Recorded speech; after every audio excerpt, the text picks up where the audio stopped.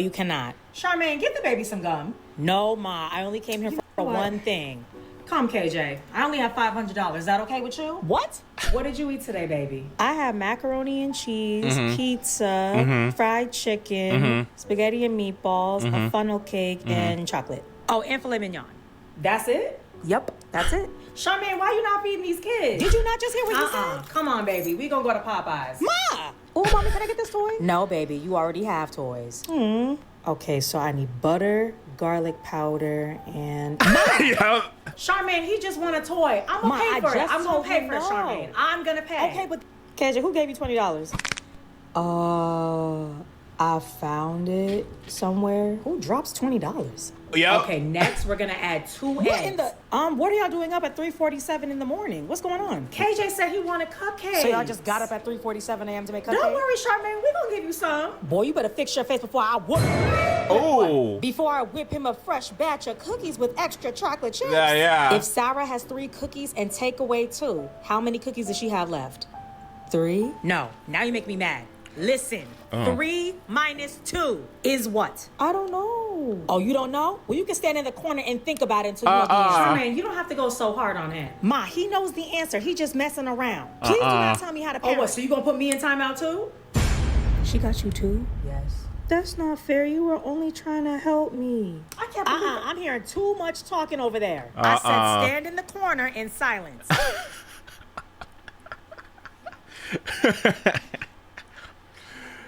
Okay. All right. I am going to switch. Oh God. I shouldn't get 5. I feel like I probably should have just like taken a break and then came back later.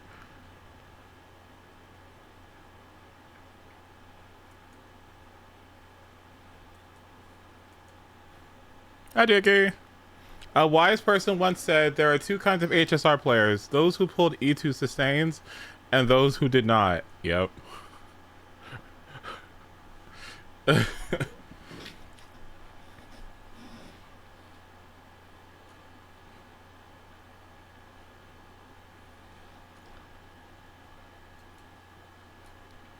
right, let me switch. Yeah, I don't know. I don't know. Like, I'm kind of like, who the fuck is gonna look at my stream at 5 p.m. streaming Ace Attorney? Oh my. The great... I'm so embarrassed. Ace Attorney.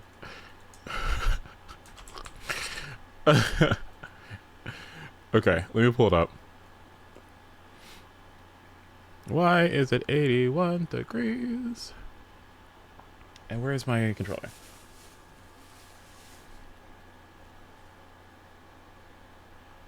Hi, I just got to the restaurant. Well, you have a good time. Make sure you get me something. And take a picture of it.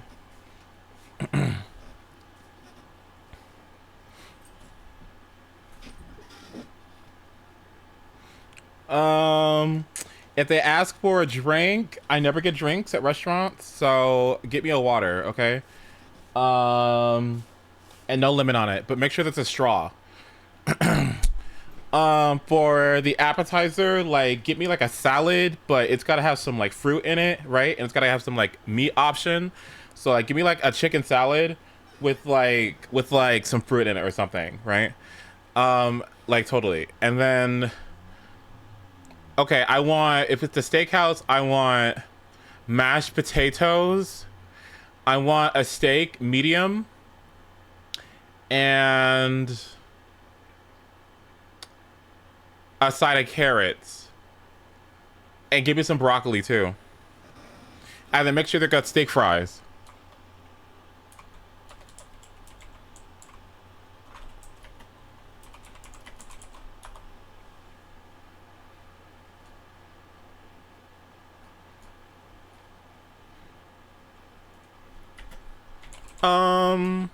And then for dessert, give me key lime pie.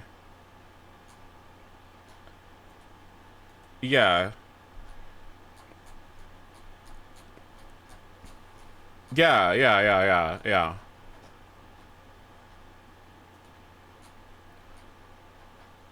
What else? Yeah, that's all I want. Yeah. And then afterwards, like, we could definitely go to, like, Bob's, like, tanning, nose job, like, lipo, and smoothie shop, like, totally. Yeah, that sounds good.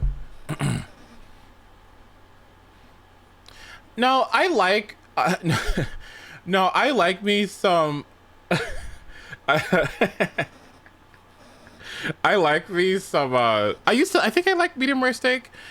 And when I say I think, I feel like the steaks that I've gotten have leaned a little bit more towards rare than they do medium. And I'm like, ooh, well, that's a little bit too, like, ugh. The texture is not really doing it for me there. Like, I don't know. No, I mean, I need the pink, obviously, yes. But, like, what I'm saying is that, like, sometimes when they lean more towards medium, I'm good. When they lean more towards rare, I'm like, I don't... I can't really eat this. But I definitely don't want to go, like, medium well, because it's like, ugh. And I definitely don't want well done, so... I like the texture of rare. It's the texture. I agree, it's the texture. I think medium is probably a good middle ground. Ha. No, I think medium probably works. I put it in my backpack. That's where my controller is. Pretend you're eating it raw, like a dog. Like, there's... Okay. I don't even know how they're supposed to know that it's cooked, like, enough without opening it up. It's a time thing, right? Or do they, like, do an internal temperature thermometer check? I don't even know what they do. I haven't cooked the steak before. I don't know, like, I don't know, I haven't cooked my own steak before. I never tried it. I could easily do it, I just haven't, I don't know. I usually just get people to do it for me. Where is my fucking controller? Did I shove it up my butt? Where is it? Oh my god. Oh, here it is. Okay, never mind. Alright.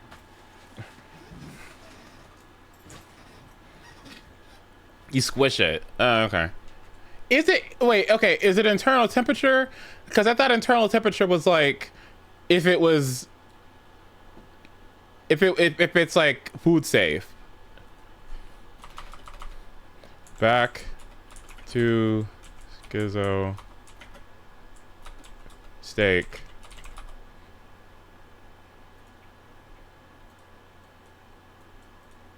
I'll take the steak and the fries to go with it, and I'll have a soup. The soup of the day. What is it? Oh yeah, the soup of the day is a gnocchi soup. Yeah, sweet. Gnocchi soup or whatever. And Phineas, what would you like? I'll take the steak as well. And can I get a Caesar salad with it? You want a salad? Oh, yeah. I said Caesar, right? I heard you the first time. I don't know, man. Why a salad? Did you not like anything else? I mean, I don't know, Jeremy. I just wanted a salad. I like salad. Hey man, I know you like salads and all, right? But this is a nicer restaurant.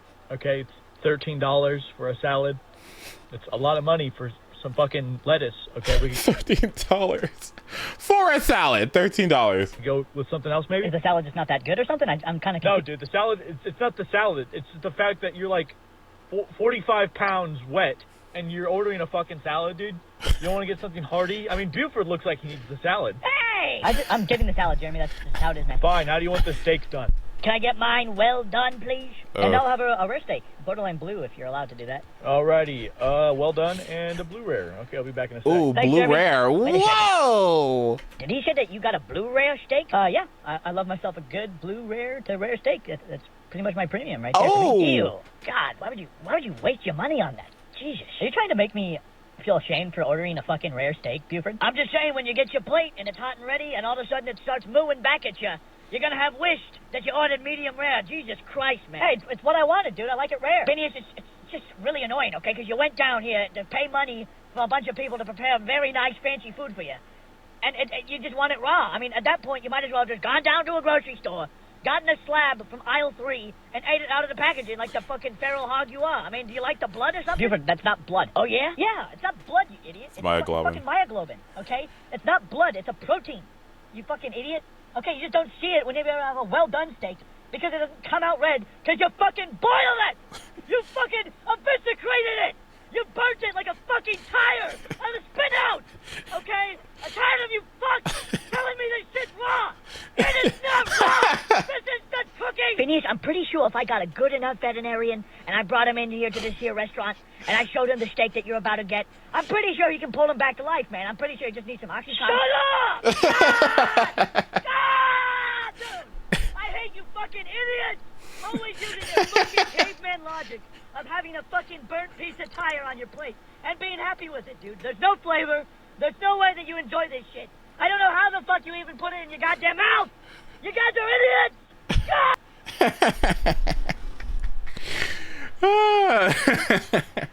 Okay, but blue rare, okay.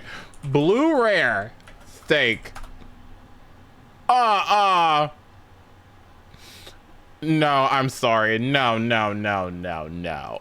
Blue rare? What is that? No.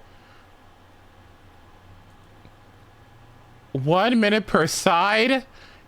Internal. What? Oh my God. No. Oh, look at that. Oh, no. I don't think so. Oh, no. I don't think so. I'm not eating that. Okay, okay. I would eat it if the sear on it was like real, you know what I'm saying? If it was like turbo seared, right? And the exterior was like really like firm and it was, you know, I could deal with it. I could deal with it, okay? But if that sear is not oh my God. No, I'm sorry. No, I shouldn't shame. I mean, maybe there's something to this, but like, it's not the color to me. It's like, it's the texture. It's the texture. Oh my God, wouldn't that be so chewy? That's the thing that gets me about this. Like, it's fine. I'm probably sure it tastes fine. It's not that it's undercooked, whatever. Like, it's safe to eat, but like, what's the texture? Is it gonna be like gum? Like, I don't know. I don't know. Like, I gotta try one maybe and see if I could deal with it, because look at this, guys. Look, seared on the outside, completely red throughout. Seared until red 75. Yep, medium rare. Yeah, that's all right. That's kind of where I want to be. That's kind of where I want to be. I'd be down with this. I'd be down with this. But I'm also down with this too. Medium well is unacceptable. And this is 100% no. Yeah, well done scares me. Medium well, yeah. I need the cooked meat taste, but I like the texture of pink. And then yeah. I don't know. And also, I think if I was trying to get a blue rare steak, I'd also want to be like really particular about where I got it from. You know what I mean? Like, I would really want somebody who knows how to cook, like a restaurant that I trust, that's kind of reputable, right? Like, I would love to get a steak from like a place like that. You know what I mean? Because it's, you know, it's very intentional. Or I'd want to do it myself. Well done, like jerky on a plate. No. AI companion? No. I'm good. Oh, and it's expensive too. Ooh, okay. Okay, this is gonna sound like weird, right? Like, don't laugh at me. But why is jerky so, like, why is like good jerky so expensive? Like, I mean, no, but seriously, like, why is jerky that expensive? What are you talking about? $23 for some jerky? Is it that good? Like, I don't. $18 for 12 drumsticks. That's what I'm saying. Like, I know it's good, but is it that good?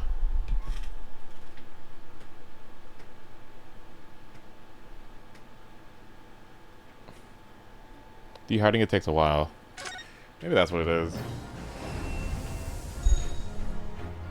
Oh, I haven't made my own jerky. That sounds like fun. Tuller! Go make jerky. Whenever there's a recipe, Tula somehow finds the capacity to just go make it, so I'm now instructing him to go make jerky. Well, that's what he does. Also, Scott, go eat your dinner. You're not supposed to be here. Go enjoy your dinner. Get off your phone. Tell your happy birthday and tell your family I said hi.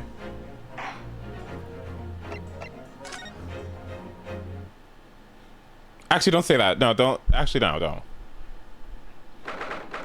They'd be like, well, Scott, who's this guy that you got in your screen?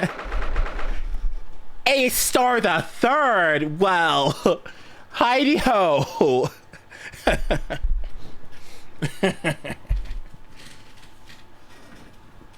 We need...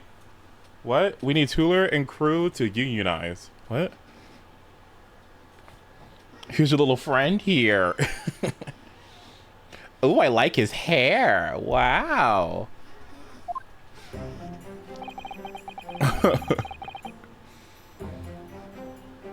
Crueler. I used to think about that sometimes, like,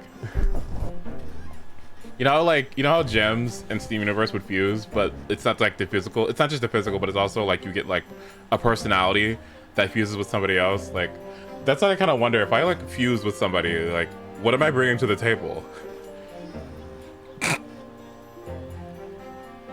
Like, what am I bringing to the table? I don't know. Height? Hair? Okay. Sass. I'm not sassy. I'm not sassy. Am I sassy?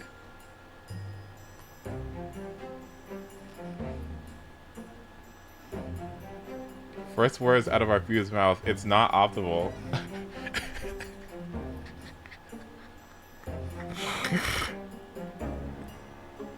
I've never said that word in my life. I don't even know. I don't even know what optimal means.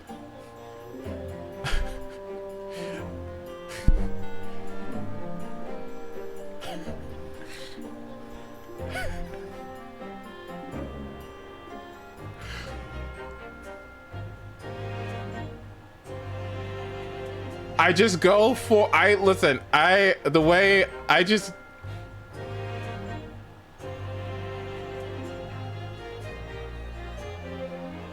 there's that old familiar feeling again.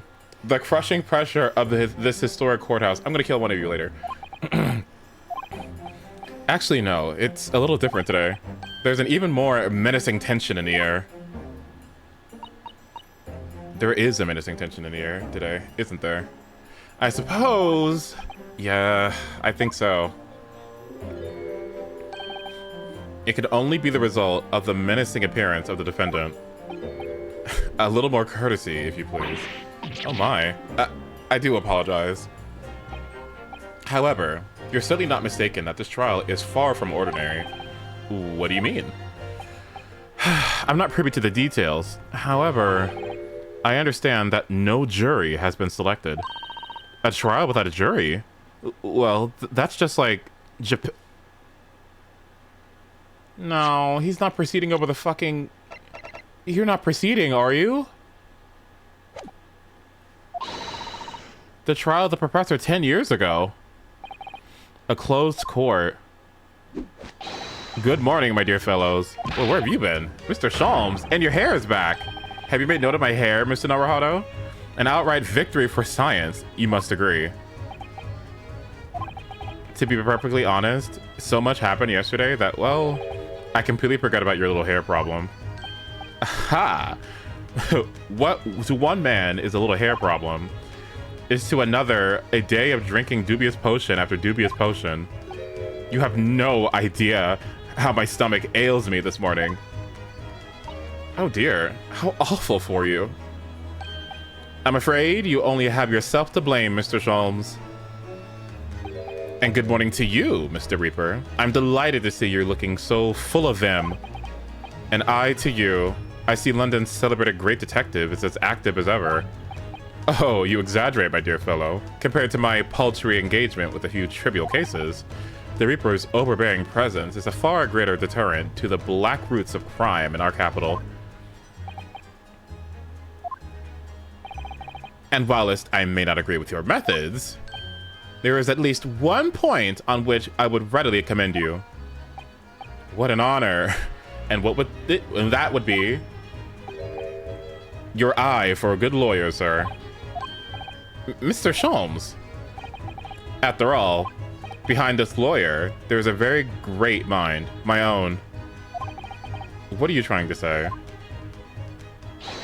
I only wish to say that you should be prepared for quite a trial, Mr. Reaper. Sorry to barge in.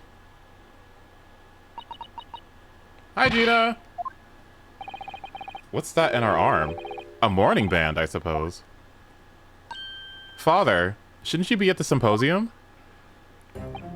It's been postponed, so I have some free time. I decided to come along with the police inspector to see our country's up-and-coming student in action. I shall be very interested to see the fruits of your studies over the past year. Oh, don't say that. Don't. Don't. I really don't want. Oh. I think I would die from the pressure. Well, it's an honor to have you here. Let's hope there are some fruits to see. Oh, there's some fruits to see. Just go to twitch.tv/H3 and check out the chat room. Otto? Oh, yes, Gina? Why did you agree to this, eh? Why did you take him in? Or take him on? This Reaper bloke. Everyone says it was him. What killed the boss? I'm sorry, Gina, but I just don't believe that. Well, if it weren't him, who was it? Well, isn't that your fucking job? Like, that's what we're doing. I don't know that yet. I don't care who calls him what. The Reaper is just a name. He's a person at the end of the day. And if it turns out that, if it turns out it was him who killed the boss, then God help him. Fiery eyes indeed. Yes, the culprit deserves every ounce of your loathing. At least, that may be some solace to the deceased.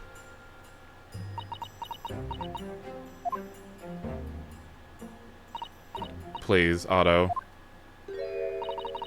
Get whoever did this. For the boss. Oh, Gina. I hate feeling this useless, but there's nothing I can do. So you gotta find who done this and make the wretch pay. Counsel for the defense and the defendant. Court will be in session shortly. Make your way to the courtroom at once, please. All right then, here we go. It's time, Mr. Naruhodo. Lord Van Zeeks.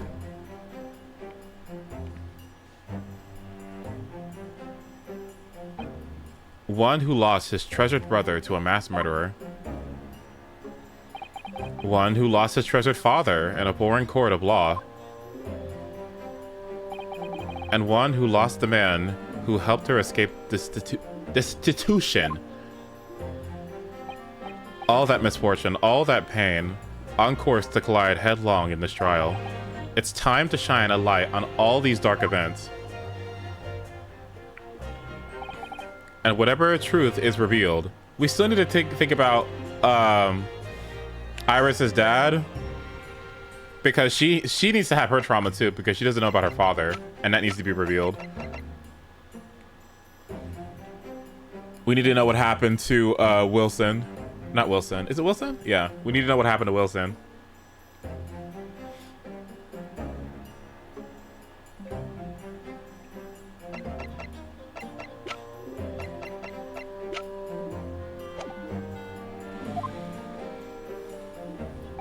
We're going to have to look it straight in the eye. Are y'all ready? Who's ready? Shake it off, okay? Get your noggins ready, okay? Are you wearing your nice clothes today? I can tell you, yeah. Okay, well. Let's begin. Oh, there's nobody in here. In the name of Her Majesty the Queen, I hereby declare this court to be in session. We are here to conduct the fair and just trial of the defendant, Baron Van Zeeks. The counsels for the defense and prosecution, are you ready to begin? The defense is ready, my lord. The prosecution is more than ready. Oh, Kazuma-sama. I've been wishing to see you in court again for so long, it feels. But I never pictured it happening like this. I never thought I'd be facing you behind the prosecution's bench. The so-called Reaper of the Bailey has been a scourge like no other, undermining Her Majesty's justice system. Today, we must uncover the truth behind this scourge. In other words, this trial is going to be a lot more far-reaching than Inspector Gregson's murder. The truths revealed by these proceedings may have unpredictable repercussions through the judiciary. Accordingly, they are to be conducted as a closed trial with no members of the public present, by Her Majesty's direct orders. How will that work, my lord? The burden of all arbitration and adjudication falls on my shoulders. Therefore, as you will see, the jurors' bench shall remain vacant today. If no members of the public are present, might I ask who is currently occupying the gallery, my lord? They are members of the judiciary who are here to witness proceedings and ensure an equitable trial.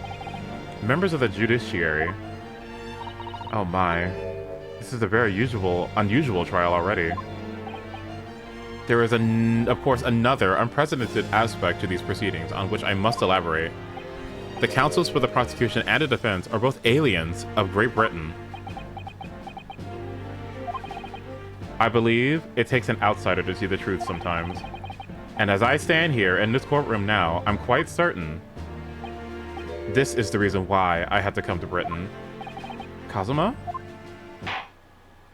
Very well, let us commence proceedings. Prosecutor Asogi, your opening statement, if you please. Certainly, my lord. The incident took place on November 1st, just after 5 o'clock in the afternoon. The location was a building on flats on Fresno Street on the outskirts of the city. The victim's body was discovered there, in an old single-room rental property. Yes, Inspector Tobias Gregson, a name known very well indeed to this court.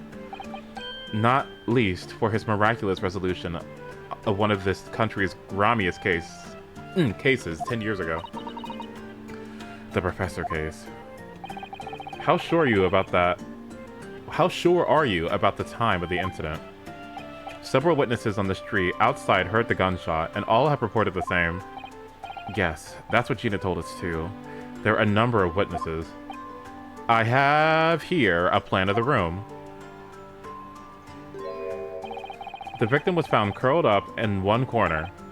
It's believed that he was shot from the front at point-blank range and died instantly. How has the range been determined? There were scorch marks around the entry room. Such scorch marks are caused by gunpowder used to fire the bullet. But the powder hot enough to leave scorch marks is only ejected just a few inches beyond the barrel.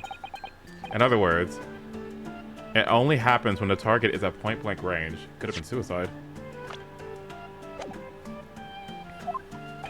I see, yes. Thank you for the detailed explanation, counsel. The autopsy report has been entered into the court record. Well, let's take a look at that. Inspector Gregson's autopsy report stating the death was instant, resulting from a bullet shot at close range. Who did the autopsy this time? Mariah Gorey? Oh, I know who this is. This is probably the other person that was with Dr. Scythe. Mariah Gorey. Victim was shot in Additional observations. The caliber of the gun used matches that of standard issue firearms by the members of the judiciary.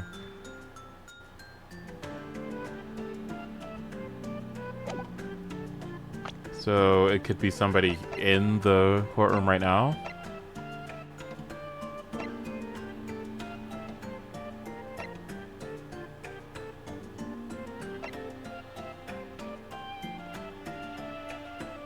I have an idea.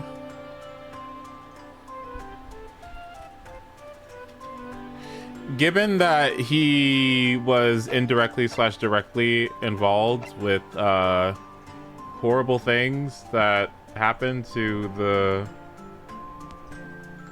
the yard and the court system here because of the meddling he's been doing, I honestly kind of feel like, and this is probably the case, I'm almost certain that this is the case, I feel like he was kind of ordered to off himself because he had somebody that the Reaper was going to target, which would have been Gina, and obviously he cares like a lot for Gina, and so what I'm assuming is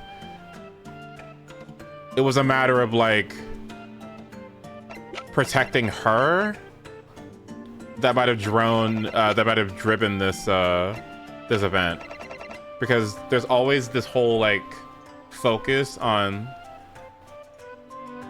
victims of the Reaper, and so maybe potentially whoever it was targeted her and he was given like an ultimatum, right, so that Gina could live, which is going to be like heart-wrenching obviously, but what I'm not sure of is these two. I don't know what's going on with these two. They look related. Obviously he's still hiding stuff. I need to go get him at some point.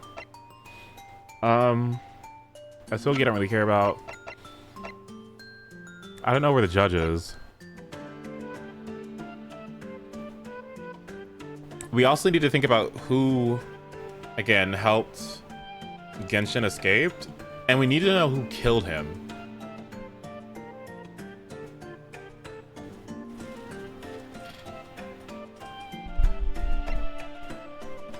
Also, aren't things really awkward between Japan and Great Britain anyway because of like war situations?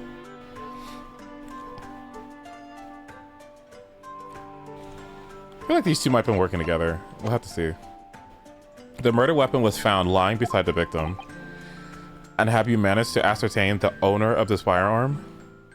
No, my lord. Not conclusively. Bravo, Kazuma-sama, for not trying to use the gun as evidence when its provenance cannot be proven. Furthermore, my lord, as I've explained, the revolver was fired at extremely close range. The bullet passed through the victim and struck the wall behind him. There is a candelabrum mounted on the wall, and the tip of one of the candles in it was found to have been blown off by the projectile. We noticed that too, didn't we? Yes, that's right. Thank you for the thorough report, Counsel. The setting for the crime is clear to me. You will submit the plan of the crime scene as evidence, please. As you wish, my lord.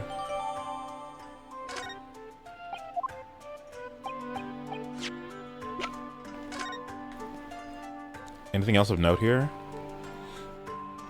Something over here. This is the window to outside. It's here and it's here, and I think there's one here, right? There's the chimney. There's someone back. There's something that could be back here too that we didn't take a look at, right? There's the door opening. Cool. No, my lord. The room is rented to a Mr. Hugh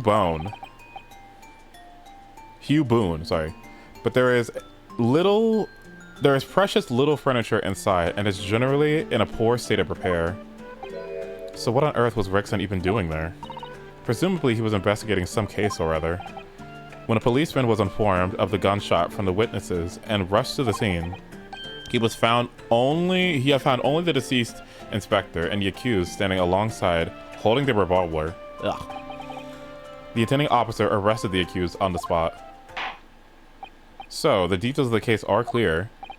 In that case, the prosecution would like to call its first witness. A name, please, counsel? Naturally, the accused himself. Lord Van Zieks. As a prosecutor, he believes in the oath of office he's taken and will be compelled to tell the truth. Very well, let the defendant take the witness stand.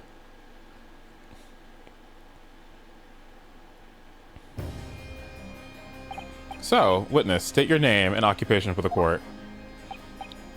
Barack Van Zieks, Old Bailey prosecutor. I presume, Lord Van Zieks, that you heard Professor Asoki's opening precepts? Whoa. Press? Oh, that's a new word for me. Hey, hold on.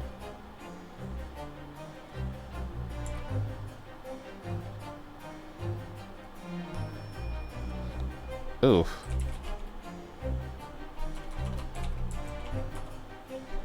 Precis? Precis? Précis. Précis. Précis. A précis is a summary or abstract of a text or speech. Like a summary, synopsis, abstract. Précis. A précis, okay. Look at that again.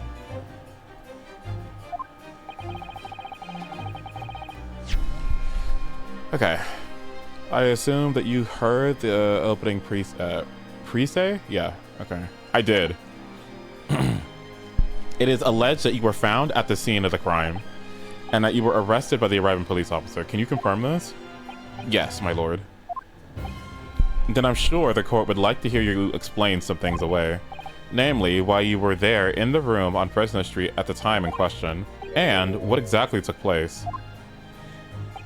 I intend to explain away nothing. I will simply tell the truth. I must say, Lord Van Zieks, I never imagined this day would come. Or rather, I didn't want to imagine it would come.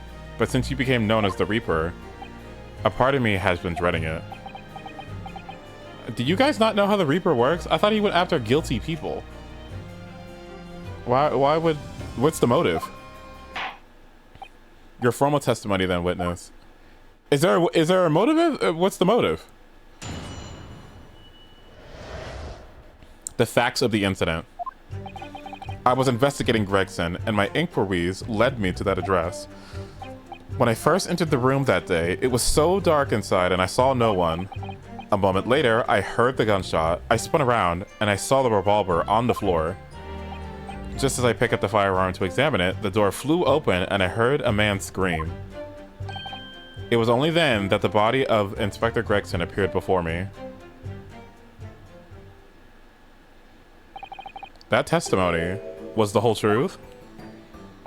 It was. So, you heard a shot being fired in a room with no living occupants, and moments later, a corpse somehow appeared before your eyes. Is that it? You're right, you haven't explained away anything. In fact, that would barely qualify as an excuse. I thought you were my mute apprentice. Yeah, it turns out you have a way with words, Prosecutor Asogi. It would appear to be a singular tale indeed. Singular isn't the word, it's laughable. What's gotten into Kazuma? He's not behaving like himself at all. Very well then. Counsel, you may begin your cross-examination. Yes, my lord. I need to get as many details here as possible. We need context! I was investigating Gregson, and my inquiries led me to that address. Hold it! You were investigating the inspector. What on earth for? I'm not at liberty to say. Sorry? I'd identified a distinct possibility that Gregson was involved in a case I was investigating. Regrettably, though, he was killed before I could secure the proof I needed. Is the court to understand, then, on that day in question, you followed the victim to the scene? No, I was privy to his movements in advance. How? I stole into his office in the yard and consulted his diary. The address on Fresno Street was noted in the 5 p.m. entry. You illegally entered the man's office? In Japan, that alone would constitute a very serious offense. As it does in Great Britain, I assure you. Is that not the case, Lord Van Zieks? I was aware of the possible consequences. So, in summary, you were investigating the victim, and yet, you refused to tell the court why. I didn't realize British prosecutors enjoyed such freedom to choose what they divulge under oath. Ugh, why did I ever think I could defend this man? When I first entered the room that day, it was dark and I saw no one. The room was dark. Are you sure it was dark?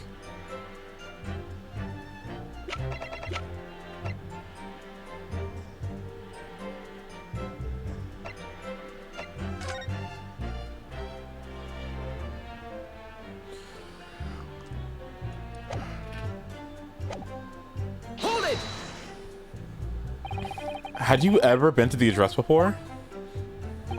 No, never. I only learned of the place as a result of my investigations into Gregson's activities. There was no light inside when I first entered, so it was all but impossible to make anything out. But at 5 p.m., that's why I was thinking, the time, the sun would have only just gone down. It would still have been reasonably light outside. The room has a window, but it was boarded shut. Very little light found its way into the room from outside, so it was extremely murky inside. I wouldn't have noticed if the victim was already lying on the floor. There was no artificial light in the room, you say? You're quite sure? I'm quite sure that the part of the room where the body was found was very dark. I have a feeling there was a small oil lamp burning on the desk, though, so I couldn't say for certain. Look, Mr. Naruhito. There is a small desk in the room, just here. Yes, I remember. And there was a lamp, oil lamp on it, as well as the framed photograph. When I entered the room, I closed the door behind me and started towards the desk to investigate. And what did you find?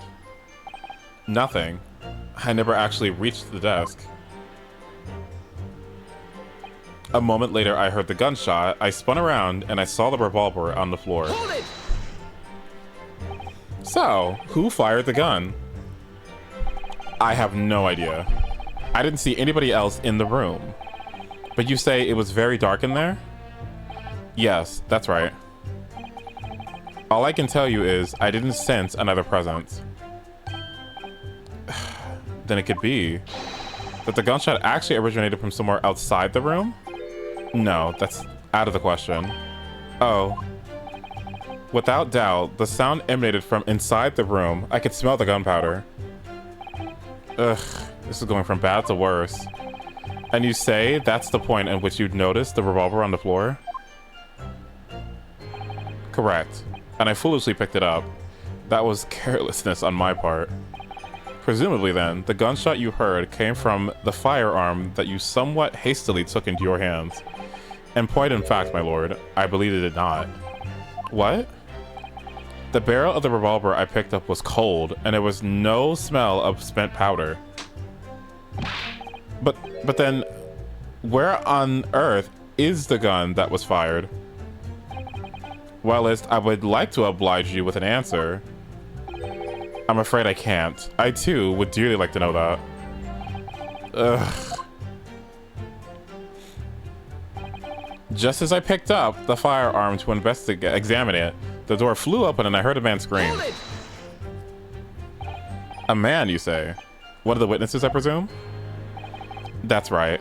One of the merchants working on Fresno Street. Who are these merchants? A number of them had set up their stalls directly beneath the boarded window of the of the crime scene. A mat seller, a newsmonger, and a peddler. They've all given statements saying that they heard the gunshot. And without the thought of danger, they ran inside to see what would happen. Who runs towards a gunshot? Yes, Gina told us about that yesterday, didn't she? They burst through the door with some force, it would seem. They did. Almost gave me a heart attack in the process. But you're supposed to be the Reaper. The first man to come in immediately noticed the revolver in my hand and fled. A policeman patrolling on Fresno Street heard the commotion and was able to arrest the accused shortly after the incident occurred. Anyway, the man's scream drew my attention in that direction.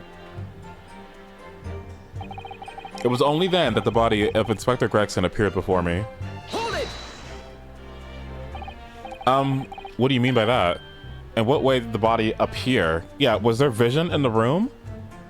Because if it was dark in there, how did the body appear before you?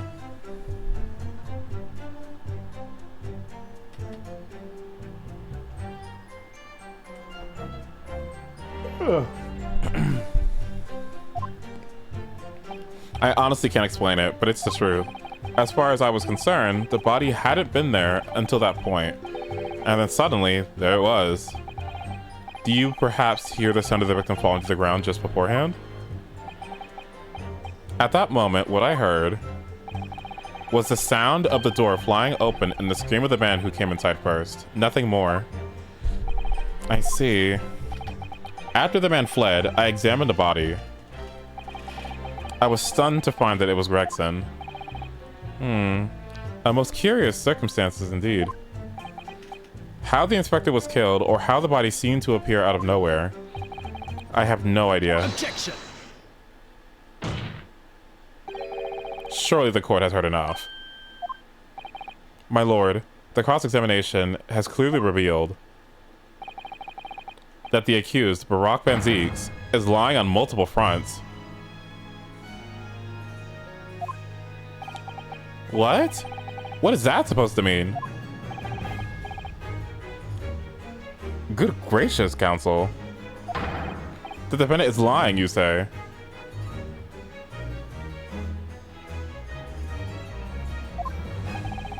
In his testimony just now, he claims that he failed to notice the victim's body because the room was dark. Yeah, that's what I was saying. This is Alexa, stop. Alexa! Stop. That's correct. No, that's impossible. As proven by this candelabra, right? Because wasn't the candle lit up? How does that prove anything? If you examine the tip of the long candle, you can see that it's been blown off by a powerful impact. One would assume that the projectile from the firearm passed through the victim and struck the candle.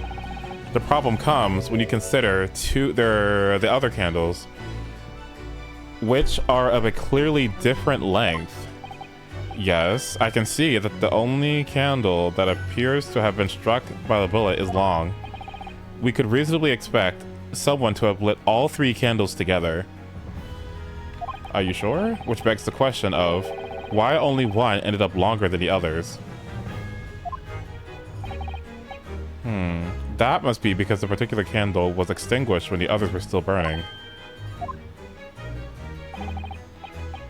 Wait, it went out, so wouldn't there be light in the room? When the candle was hit by the bullet, it obviously went out. But the other two candles would have been still burning, so the fact is, the victim's body would have been illuminated by the light still thrown out, still thrown by the candelabrum. And the accused's claim that he couldn't see the body clearly contradicts those facts. And now, the next lie. There's more? The accused also claims he have never had visited the scene of the crime before. That's the truth. In that almost empty room, the police discovered something very unusual. A board covered from top to bottom in police documents and newspaper cuttings. Yes, that's right, we saw it there too. It goes without saying that the contents of the police documents cannot be divulged. However, they included a number of reports from various historical cases, the oldest of which was from 10 years ago. 10 years ago? This is starting to sound familiar. And there was a common thread linking all of the documents on that board. Indeed, what is the common thread, counsel? They all related to the case prosecuted in court by Barack Banziks. All of them? And furthermore, all of those cases are ones in which the defendant was acquitted. Good lord. Interestingly, none of those defendants are alive today, because all of them have been sent to their graves by the Reaper. Uh-oh.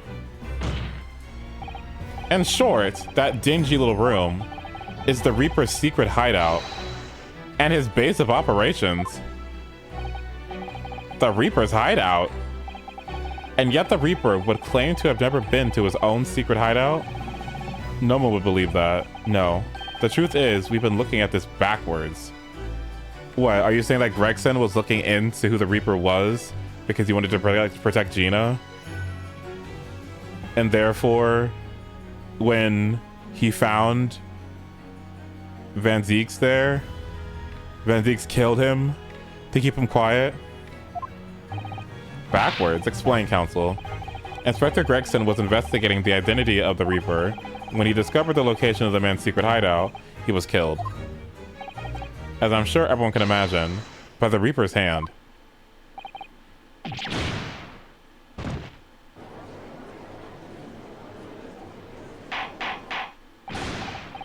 Order, order, order. Very well. I hereby state the current opinion of the court. Barack Van Zeeks is an outstanding prosecutor who has rendered great service to his country. However, it is with deep regret that I must concur with a prosecutor Azogi's contention that the defendant's testimony exhibits a number of stark inconsistency with the known facts. All I have done is state the truth as I know it. Costa has done a brilliant job as ever. He's drawing on his experience as a defense attorney to build his prosecution case, and it's formidable. How has he done that? What does that mean? No, you can't just say that. How has he done that?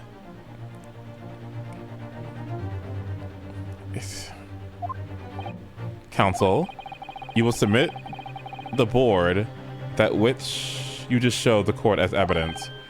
I believe it to be fundamental in establishing the facts surrounding the Reaper's existence. Thank you, my lord.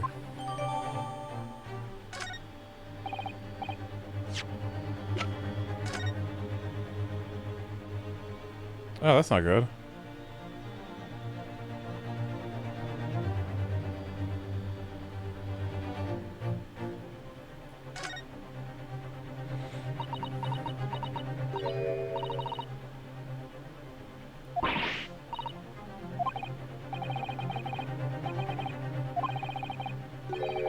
A handprint.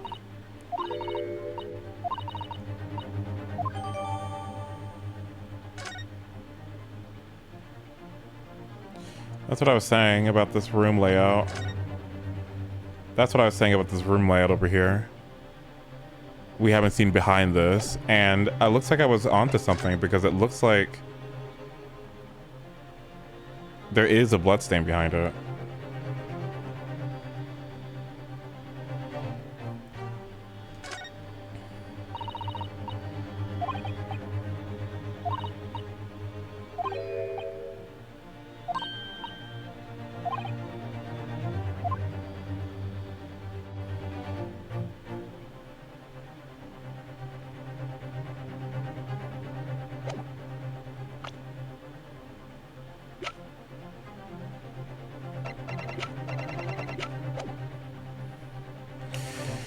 And now, the prosecution would like to call a new witness to the stand.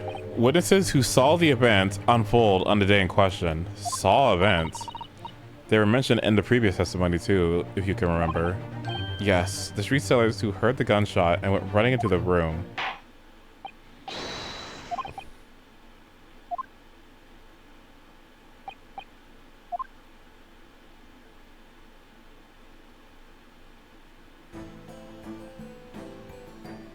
Oh my god, this guy again? Did you lose your job? So, witnesses, state your name and occupations for the court. Oh my god. Names? We don't use names. Far too fancy for the likes of us. We're just free and easy, so what we like, and we live where we want to live. Give them all a vacant stare as they walk down Fresno and spin a few words into a verse for them. Would I be right in assuming that all three of you make your living by selling wares on the street?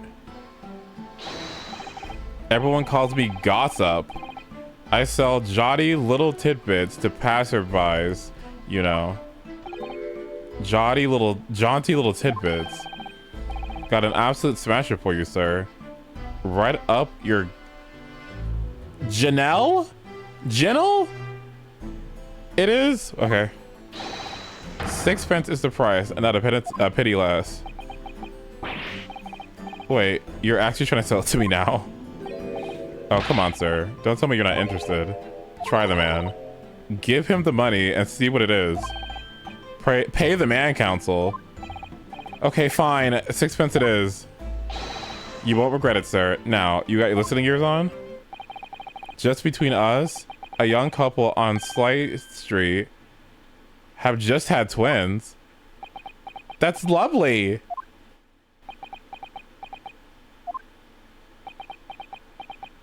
Is that it?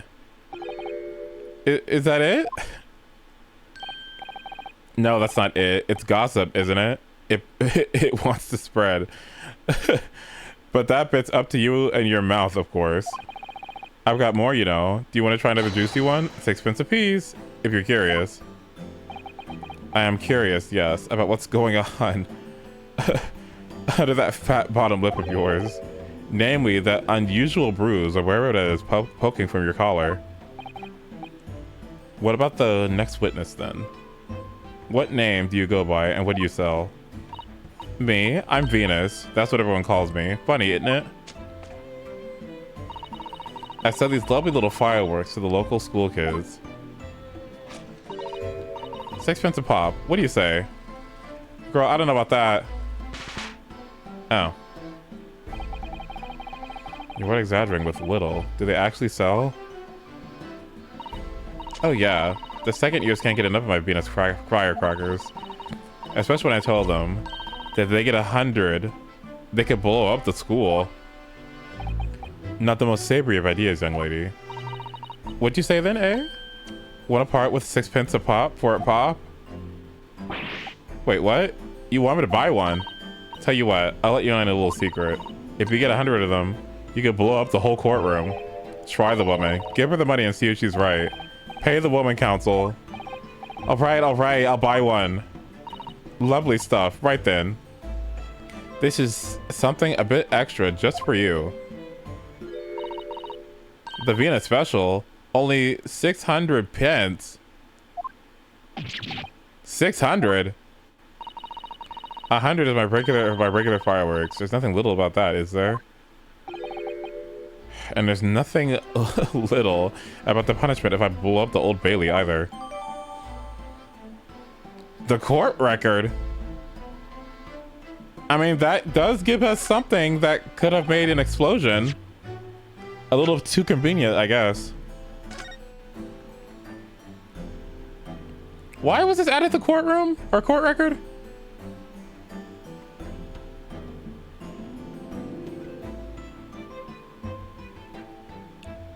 I mean, that seems a little suspicious, doesn't it?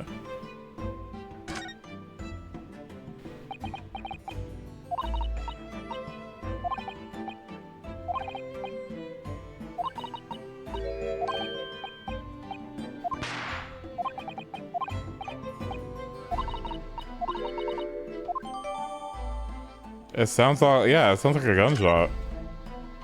Thank you.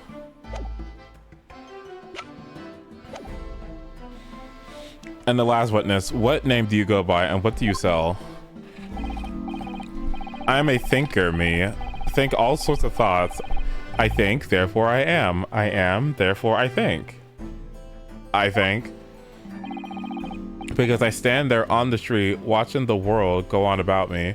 They call me the Observer. Oh.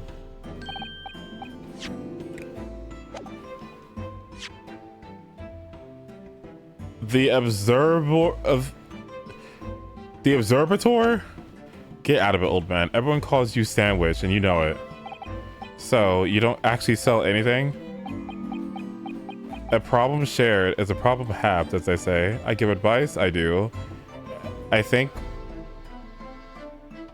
And I think what it means.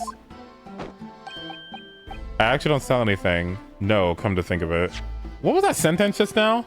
A problem shared is a problem halved, as they say. I give advice, I do. And I think what it means. I don't sell anything. No, come to think of it. Pity. No more purchases today, please. Well, we have quite a cast here, it seems. They conduct their business on Fresno Street from morning until night, my lord. And always in the same place, directly adjacent to the crime scene. I see. And thus they heard the gunshot, I suppose. Not only that, but they have very bravely ran inside to see what was going on and witnessed the crime. Well, I'll be beggared, I thought. Just between us. Venus de Mio. What am I to do? What a terrible thing I saw. What I think is, if all what we see is light and shadow playing with our eyes, is any of it real? Very well. The court will hear the formal testimony of these two witnesses now. You will describe in detail what you witnessed and heard at the time of the incident.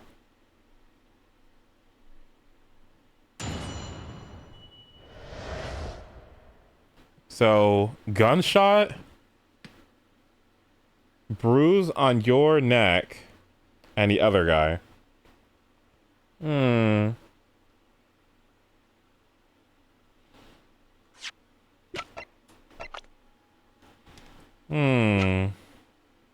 Sandwich, Venus, gossip.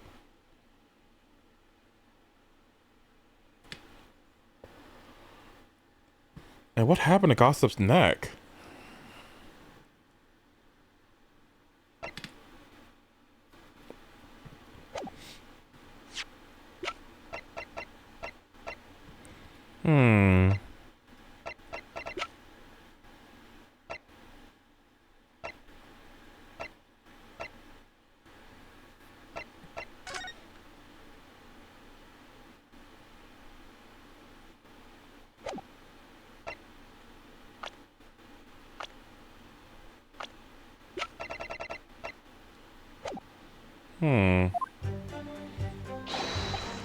We saw the whole thing from start to finish, we did.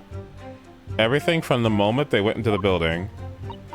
It was less than a minute after the Reaper had gone inside that we all heard a big bang. Seems to me that quick to talk is quick to walk. Gossip couldn't wait to go and see what happened.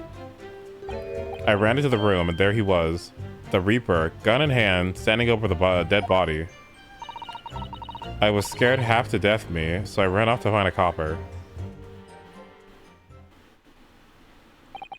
If these witnesses were there the whole day and saw everything, who did they see going inside the building? Only the victim, Inspector Gregson, and the accused, Barack Benzeeks. I've seen pictures of that Reaper in the paper. I know what he looks like. And just between us, folks love stories like this. I've made myself a tidy sum already. But wait, the room was just one of several flats in the building. Someone in another flat could have done it. All of those flats on Fresno streets are unoccupied. That's interesting.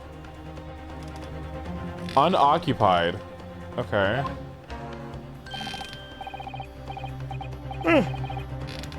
Of course they are. They're small, damp, dirty, and expensive to boot. The room in which the inspector was found is the only property in the building that's currently leased. And we know the leaseholder's name, don't we? It's Hugh Boone. The testimony of the court has just heard would appear to leave little room for doubt. It's becoming increasingly difficult to see how anyone other than the defendant could have committed the crime. No. Thank you for your candor, my lord. Counsel for the defense, you may proceed to cross-examining the witness. Yes, my lord. In a closed court like this without a jury, the judge is the only person whose opinion matters. I have to break down his testimony somehow.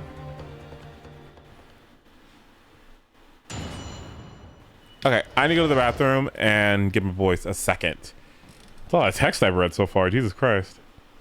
Reading out loud is hard. Alright, 1 second. I'll be back.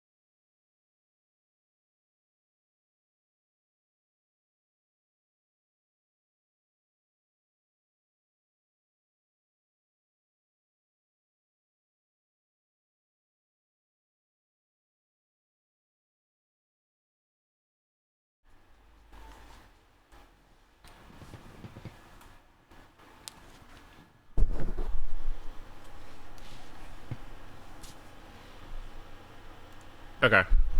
I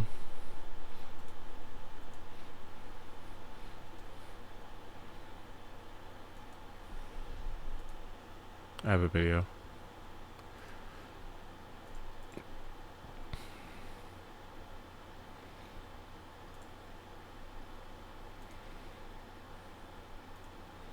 I'll talk!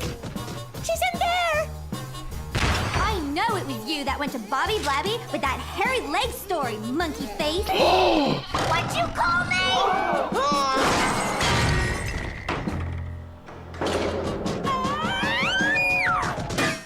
Nice try! Monkey face? Oh my god.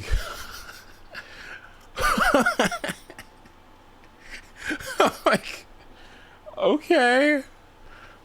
The witness's account. Oh my god. We saw the whole thing from start to finish. No, you didn't. When you say they, who do you mean they? Inspector Gregson and defendant. Okay, monkey face is kind of crazy. I don't. Okay.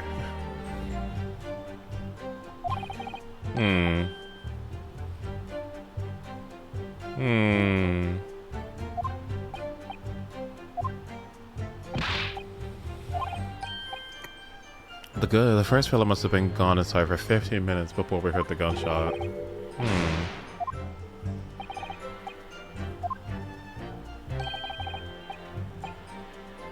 Bright red hair.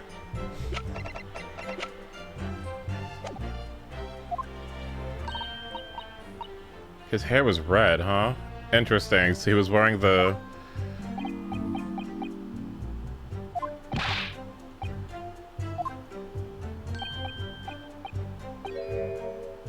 Interesting.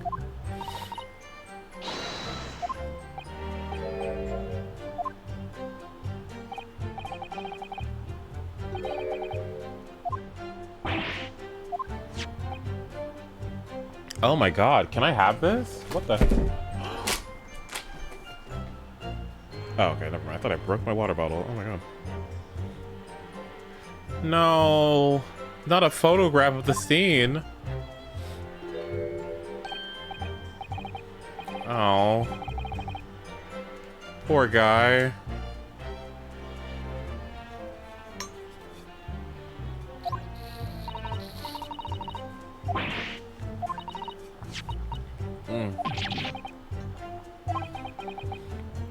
Yeah, why would he been wearing that?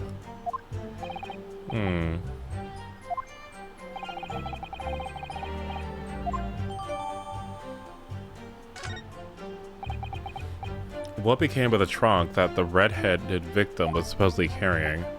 I was informed that no trunk was found at the scene.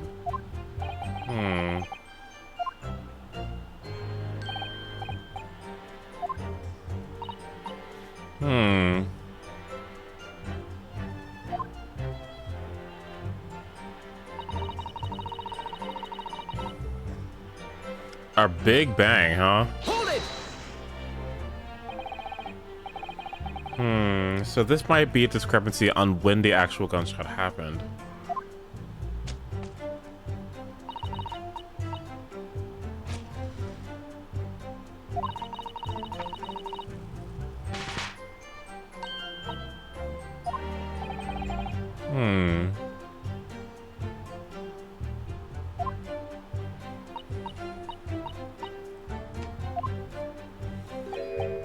Well, interesting.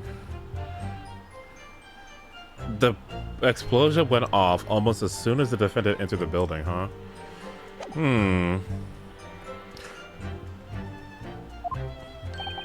When the Reaper's around, people are going in the ground. That's what he does, isn't it? The Reaper couldn't allow the inspector to live after he discovered his secret hideout. There can be no clear motive for the crime. Well, there is a motive.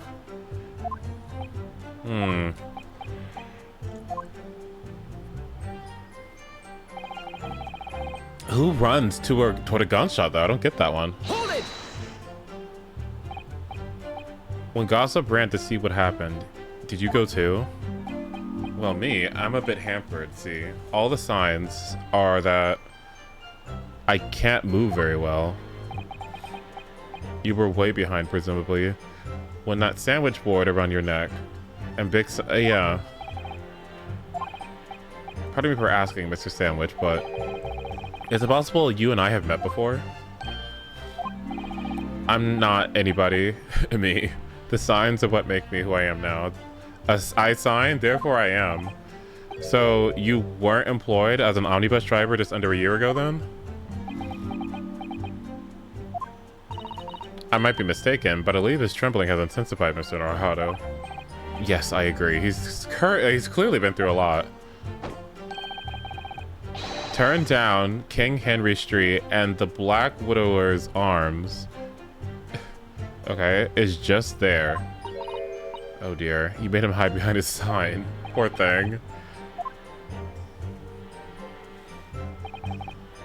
Hold it! Going to court can get you fired. Oh my god. Well, he did kind of, yeah.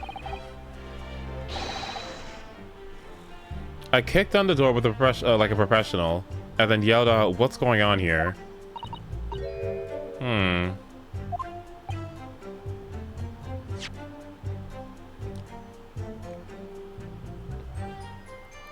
He heard a scream, though.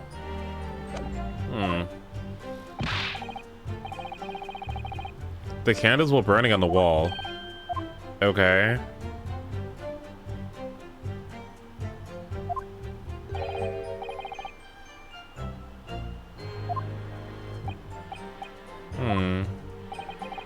Even though Lord Bantiques claims to have not seen any lights on the wall.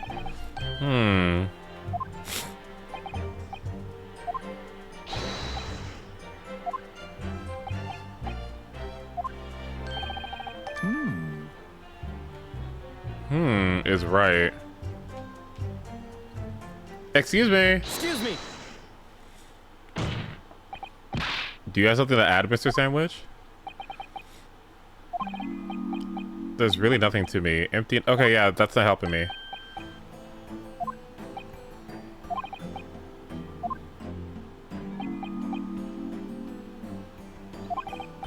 We try to dress ourselves up as someone else, but at the very end of the day, we're all just street sellers.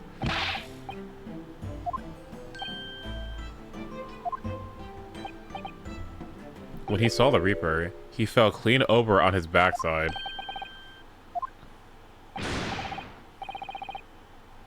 And why is your neck? Who choked you? He screamed and fell up on all fours. Okay. Thank you for that. Mr. Gossip, is this true? Uh-huh.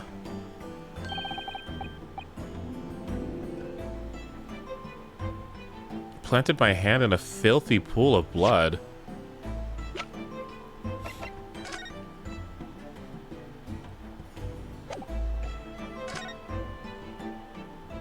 How did your hand...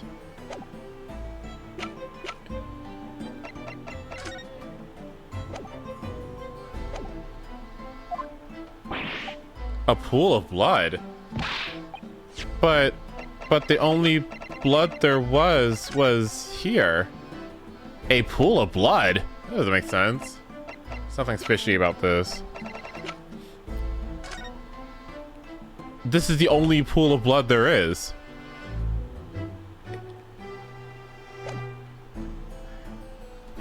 If I walked in on a body and my hand touched the blood, the entire city's window system would be fucking in ruins.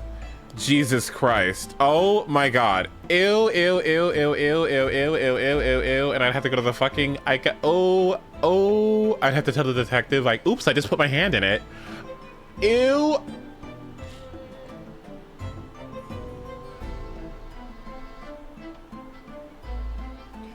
Dear God. Even when I sprawled on the floor, I still kept giving the Reaper a cold, hard stare, and don't you forget it. Let's go back a little. You see you got blood on your hands? I did? Happens to the best of us at times, doesn't it? Ew.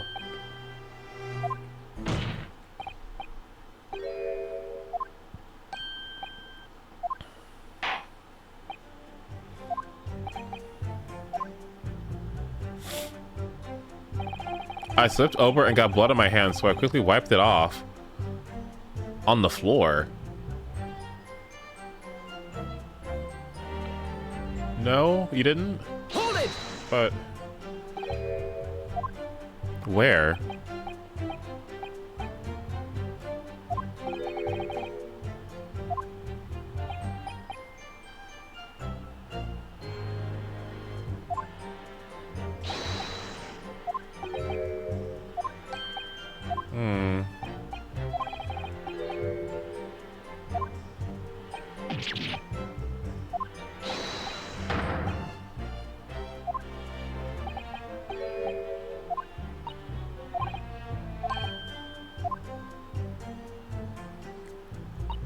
Hold it!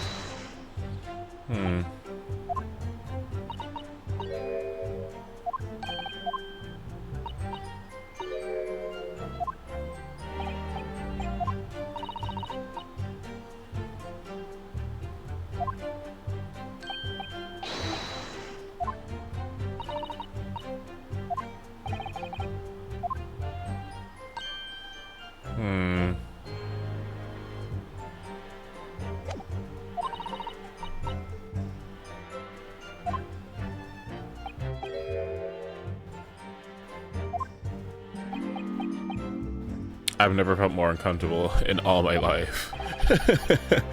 Well, we know what the contradiction is, I would imagine.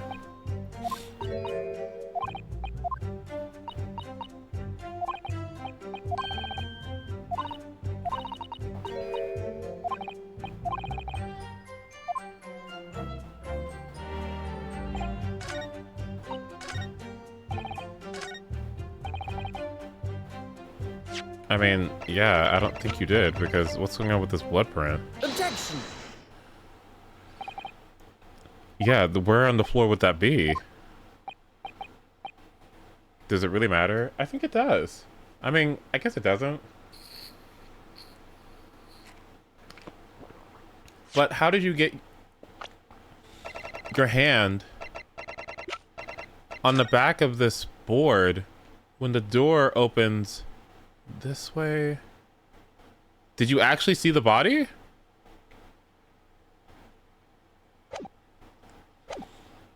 Objection! The police found no such handprint on the floor during their investigations. What exactly is the defense asserting? If you listen, you'll find out, Professor Usogi. Certainly, there was no bloody handprint found on the floor. What are you trying to say? There was a handprint in blood left very clearly at the scene. On the back of this notice board.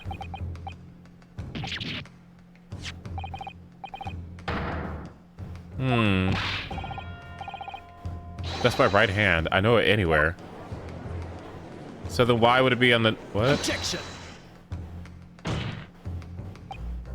The witness very definitively testified that he wiped his hand on the floor. Any handprints on the back of the board are irrelevant. Not if the board itself had fallen over onto the floor. In that case, it's quite possible for the witness's handprint to have ended up there. Just take a look at the floor plan. The notice board was in the opposite corner of the room to the victim and in an upright position. Even if it had somehow been toppled and it was lying on the floor at the time, it would have been a considerable distance from the body.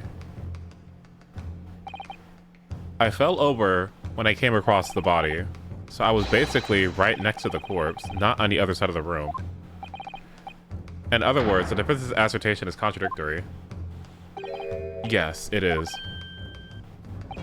There is a very definitive contradiction here, for which there must be a reason. I take it you formulated a proper hypothesis, counsel? Regarding this apparent discrepancy between the witness's account and the handprint found at the scene, I have, my lord. The discrepancy between the witness's account and the location of the handprint is explained by The board moving.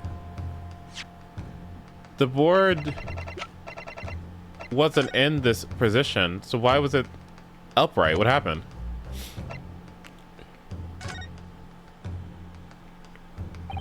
The real contradiction here is the handprint itself not where it was found. As the court can see, it's upside down. If the witnesses have put his hand on the board, the fingers should be pointing upwards. What does that tell us? It tells us one simple fact. When this handprint was made, the board must have been lying on the floor as I previously suggested, which means that after the incident, it must have been moved. What? Objection! You're claiming that somebody moved the notice board after the shooting? Then tell the court who. I don't know yet, but the point is, when you consider all the testimony we've heard so far, we can now be very clear on one point, and that would be the position of the notice board at the time of the incident, my lord. So, counsel, I must ask you to clarify your assertion for the court. At the time of the incident, where do you maintain the notice board was situated? Well, it couldn't have been here. And if he opened up the door and saw the body,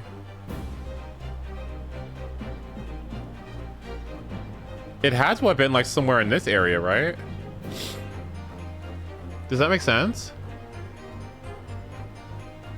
Well, how? No, because he had to have seen the body, so...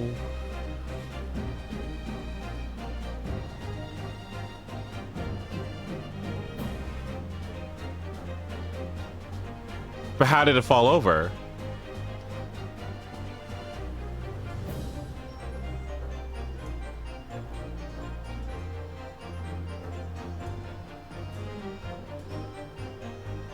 I don't know, actually, where it would have been. But if it fell over and it was upside down,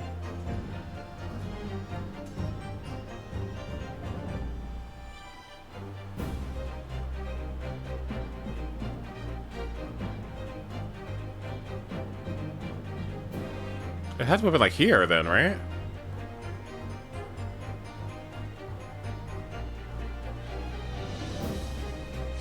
Right? Ugh.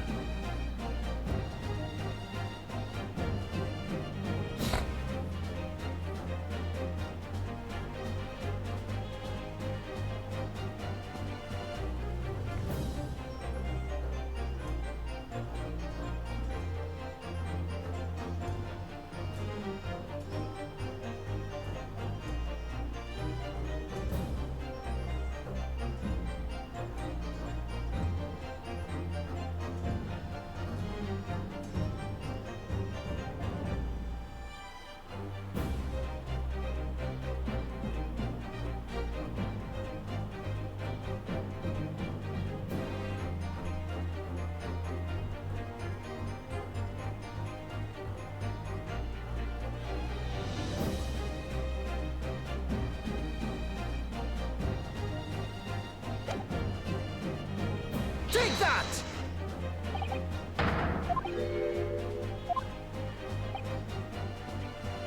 If we court would look back to the testimony given by the defendant earlier, he said when he entered the room it was dark. He couldn't see the body. If the notice board had been here, the body would have been completely hidden from view, and the light from the candles would have been blocked, making the room appear darker. Objection! But the accused also claimed that the victim's body simply appeared before him. That's true. Or, in his precise words, just as I picked up the firearm to examine it, the door flew open and I heard a man scream. It was only then that the body of Inspector Gregson appeared before me. I don't know about calling it a scream, but he was talking about me, and no mistake, because it was me that kicked the door open. If you look again at the floor pan, consider what would happen if the door to the room was thrown open with force. It would fall over, right? Correct. That can't... The door struck the notice board, knocking it over and making the victim's body visible. Goodness gracious. My client has told nothing but the truth. He has simply described what he had saw.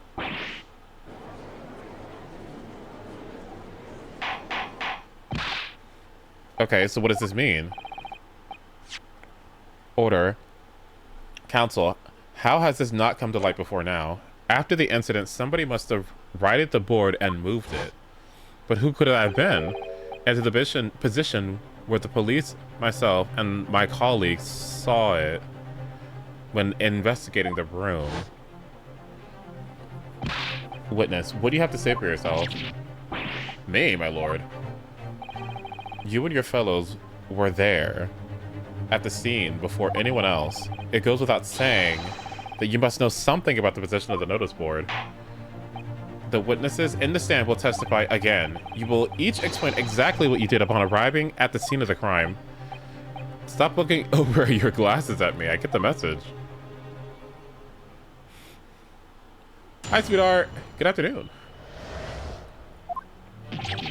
I don't know anything about that notice board. I just wiped my hand on it, that's all.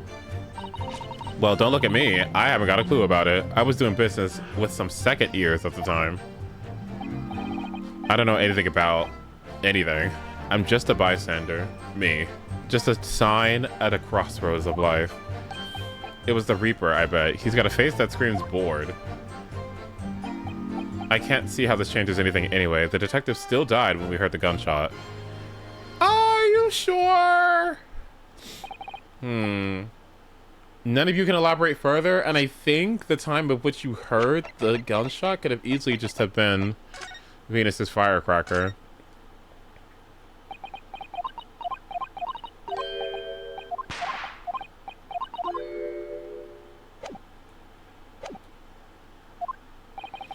Shaken by the crime they witnessed, and with only the light of a few candles and an oil lamp with which to see, we can't expect these witnesses to be able to give a more precise account of what happened. Uh-huh.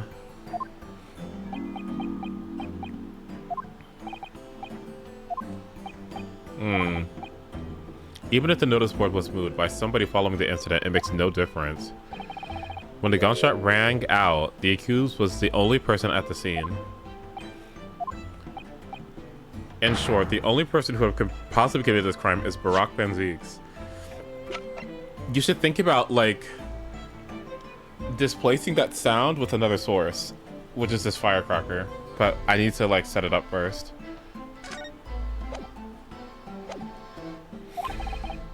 None of this wrangling over the board changes that simple fact.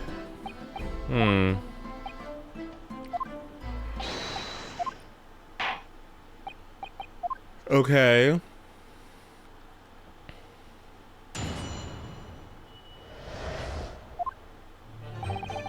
Hold it!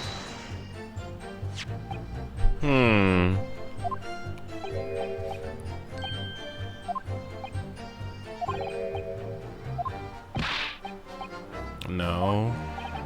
Okay. He doesn't know who moved the board.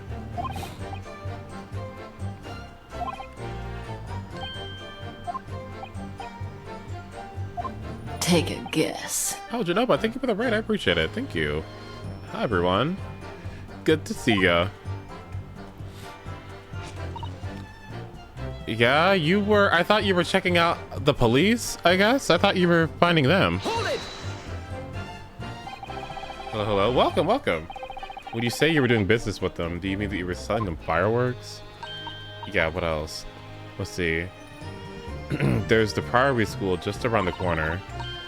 Those cheeky little so-and-sos have got a plan to blow their school to Kingdom Come. Right. I love Ace Attorney too, and I am excited to see what happens in this case. This is very compelling, although I'm losing my voice. I need to probably stop after this, but yeah. I've been telling on them, letting their teachers know what they've been up to. Oh? Yes, I wouldn't want to get anyone to get hurt, so I let the schools know the kids are playing with dodgy toys. Then, praise the Lord, the teachers take all the fireworks off of them. And then, praise the Lord again, the kids all come back to me to buy more. Everyone's happy, see? What a racket. Of course. And sometimes the teachers give me a little bonus to thank me for letting them know. It's a busy old life, selling explosives. Venus is a guileful goddess indeed. Well, telling lies is kind of my thing, really. I'm ever so good at it. Excuse me. Excuse me, come here. You, what do you want? You, come here. No. Come here. What is that? Let me see what you have. Information. Philosophical thoughts. Deep philosophical thoughts. Let's say there was a great liar, and that great liar said, without batting an eye, telling barefaced lies is my kind of thing. I'm ever so good at it. I've heard this. Would those words of hers be a lie too? Or the truth? In which case, she's not a liar. Oh, a hellish paradox, that one. Don't you think? I'm not entirely sure, to be honest. But it seems to me you're suggesting Miss Venus has been lying, are you?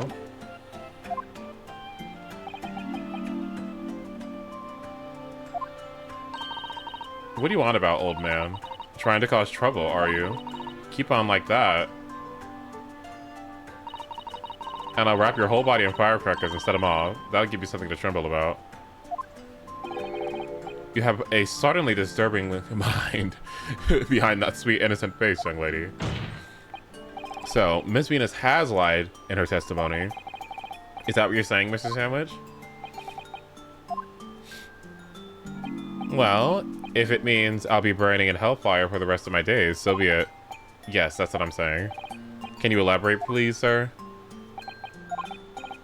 Old Blabbermouth here, headed for the room where the gunshot seemed to have come from, but there was someone else who crept up the stairs behind him, too. That's right. That rotten liar over there. Huh. Okay. That's kind of important. Do you mean to say that you did in fact betake yourself to the scene of the crime after all? What did I tell you, eh? I said I was good at telling barefaced lies, didn't I? Yeah, we need to kill you. Sorry. We're gonna have to kill you, buddy. Sorry. You are in a court of law. It's not time to be cute. It's time to be... What are you talking about? Can we send her to prison?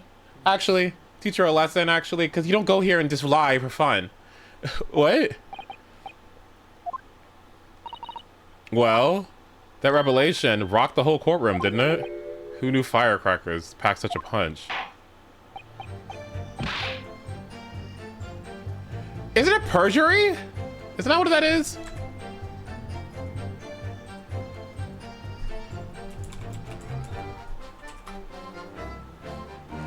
The offense of willingly telling the untruth in court after taking an oath or affirmation. Yeah, can we charge her with perjury?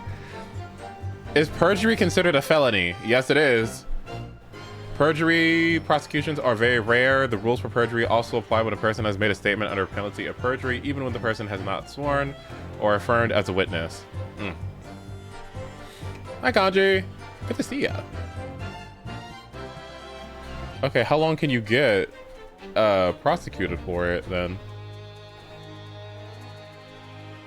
Anyone who commits perjury that is guilty is liable to imprisonment for a term not exceeding 14 years. Honestly, period. Wait, don't be fucking lying. Exactly, don't lie.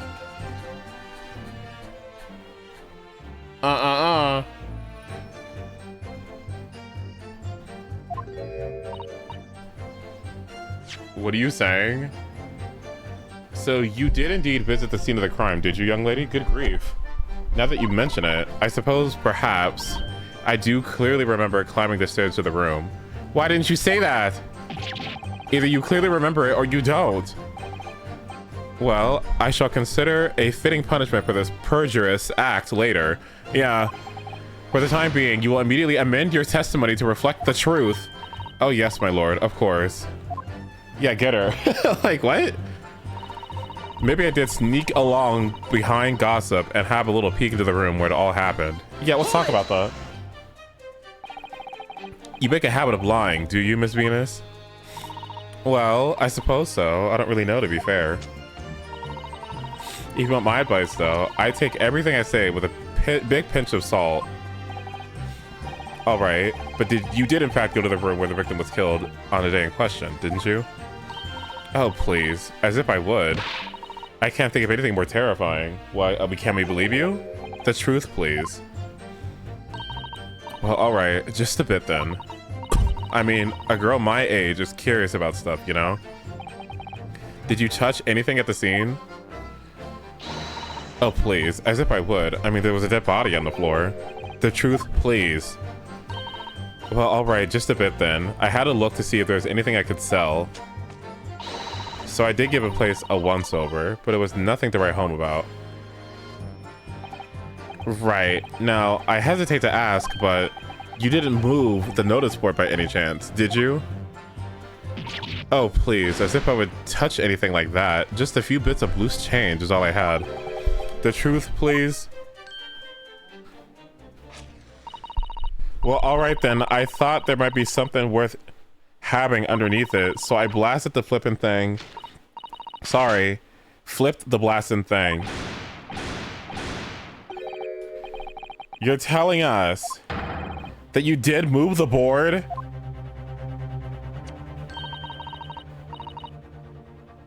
We're gonna have to sit in the fucking prison. You're getting on my fucking nerves, all right? Like, you're gonna have to go. Sorry. You can't just sit here and lie for fun. In court. Oh my God. Oh my God. I don't believe it. That girl doesn't think. So, did you find anything then? Something that you might have taken, perhaps, to sell?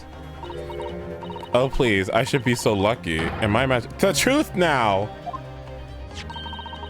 I might have found this old pocket watch under the notice board, I suppose. But it's a bit of junk like this can't be worth much if you...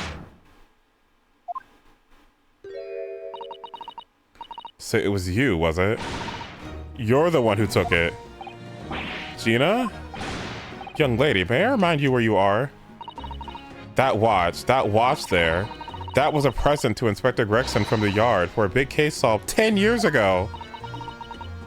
The professor's case, no doubt. The boss used to wind it up every evening without fail when he was waiting for his grub to come to the pub. I see. I swiped it off of him once and blimey was he upset. He gave me a right earful. He said he hadn't missed a day in the last 10 years, polished it and winding it. It meant the world to him, that watch did. Possibly not the best thing to go diving for then. It's not at all that though. I took it to Jabez that night to ask how much it's worth, but the old dealer wouldn't touch it. You are going to go to prison. She is selling explosives to children. She is lying in court. She took evidence from the crime scene. What, like, are you joking? Are you joking? Are we gonna, like, arrest her? Wouldn't give me a penny for it. It says it wasn't working. Knocked about and worthless, he called it. And you're bringing explosives to the courtroom. I knew I should have lifted it. That watch must be submitted as evidence at once. Oh, please, just as long as you promise to give it back when we're done. Absolutely not.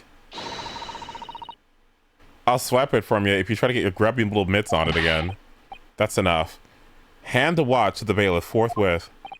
Now, children, watch your manners.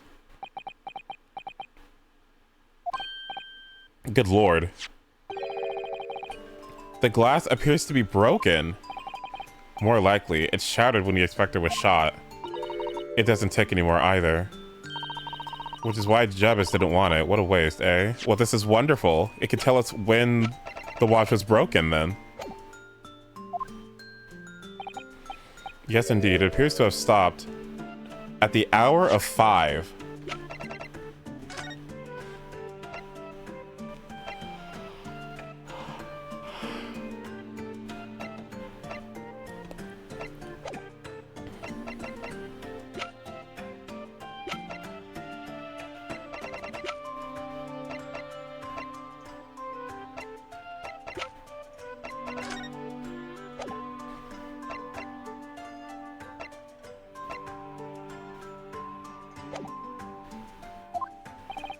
Exactly when the gunshot was heard then. Which supports Satoshi Gibson's claim, of course.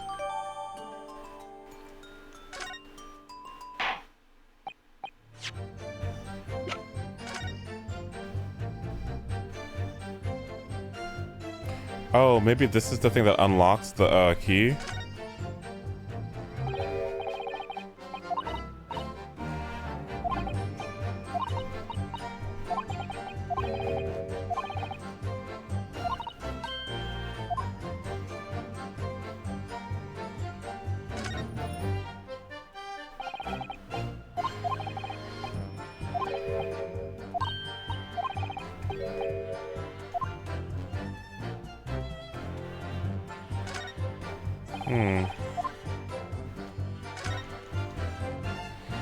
Go back to the crime scene.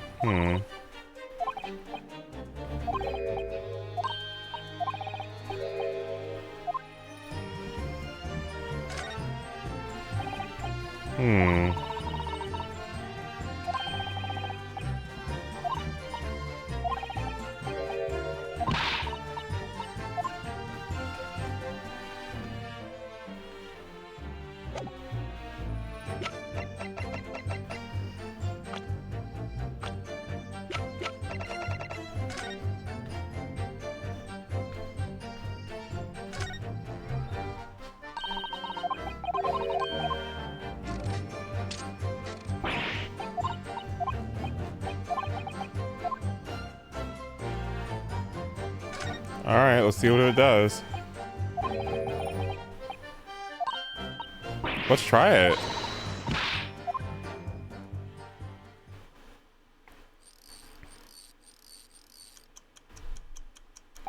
Oh, wow.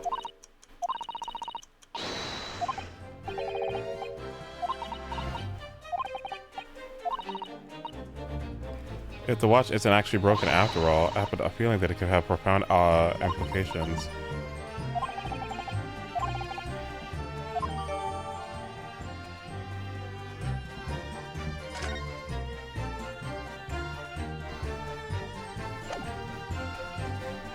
So, if he always winds up this clock, how long does the clock go?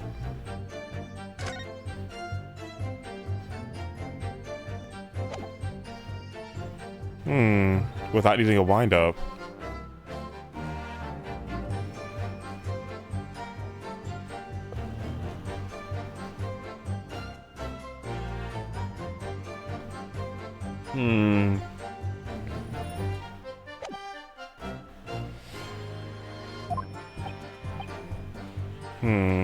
As predicted, it had little bearing on the case. I wouldn't say that.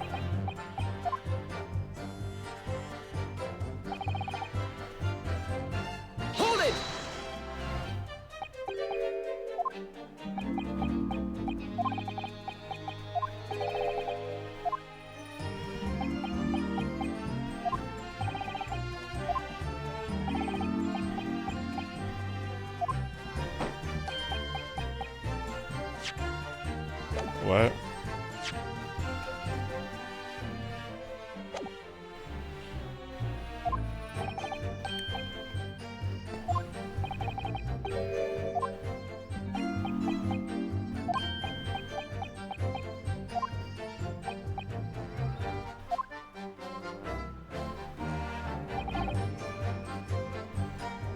Hold it!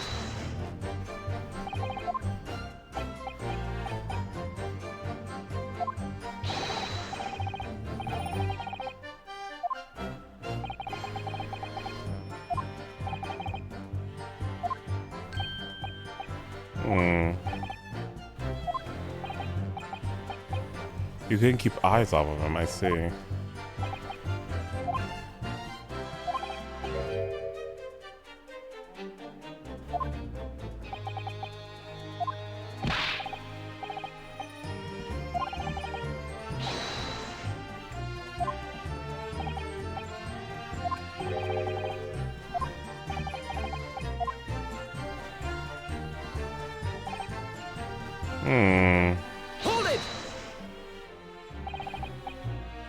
5 o'clock in the afternoon, you heard the loud bang, huh?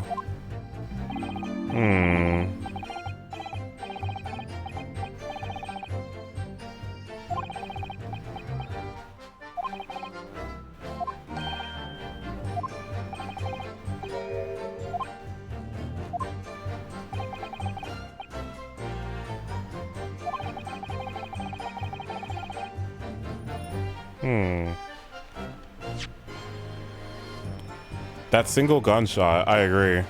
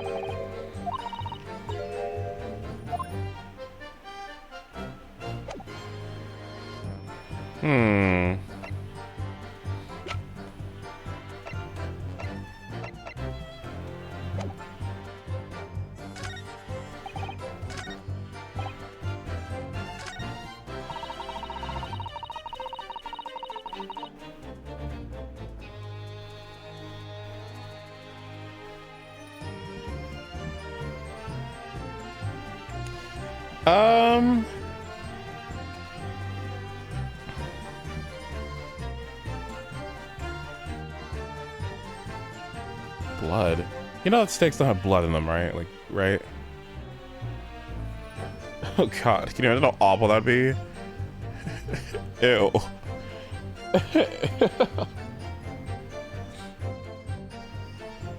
Hold it!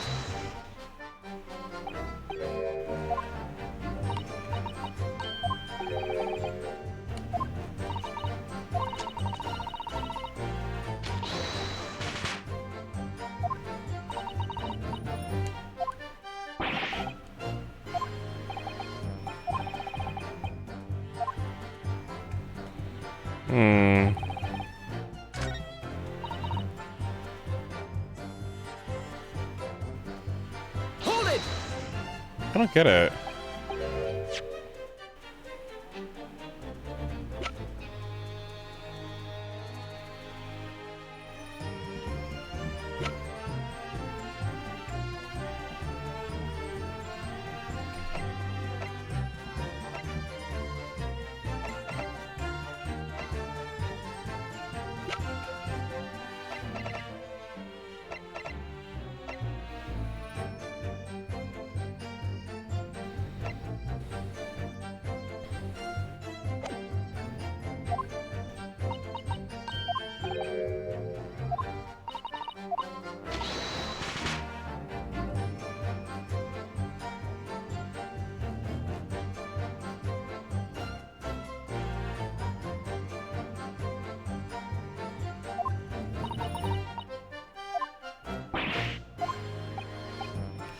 Hold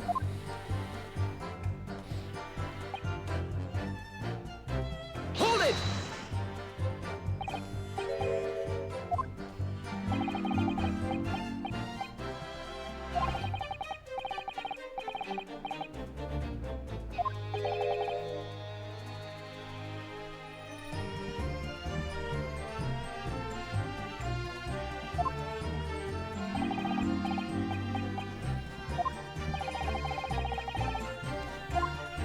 Can somebody help me?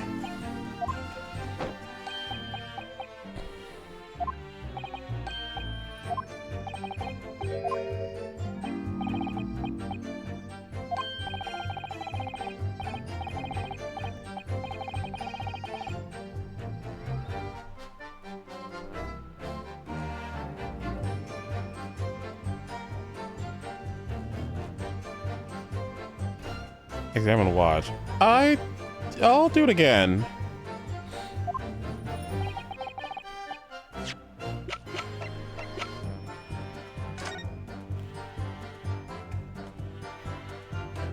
Is there anything else about this watch?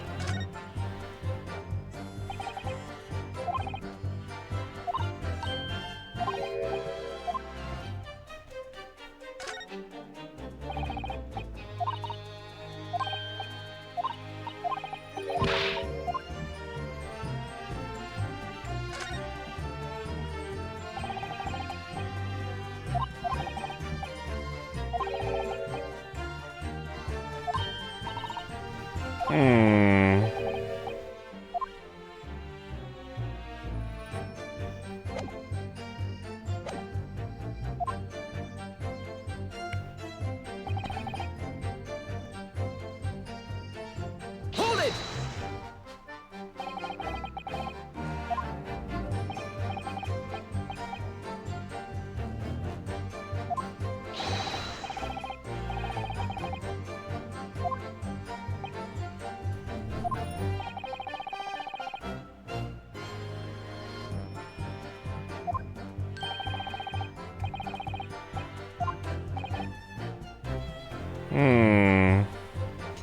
They think Gregson died at 5 because...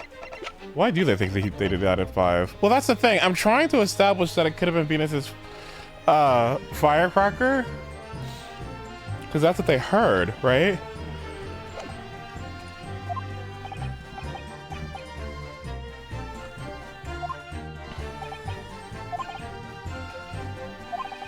If you didn't take your eyes off the defendant, you should be able to confirm categorically whether or not he was the one who moved the notice board, right?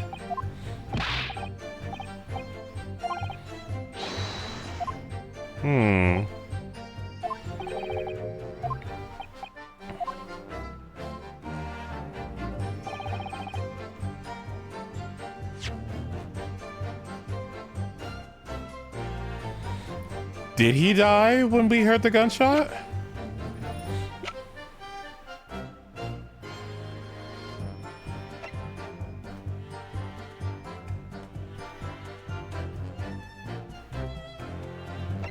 Do I have evidence to prove it?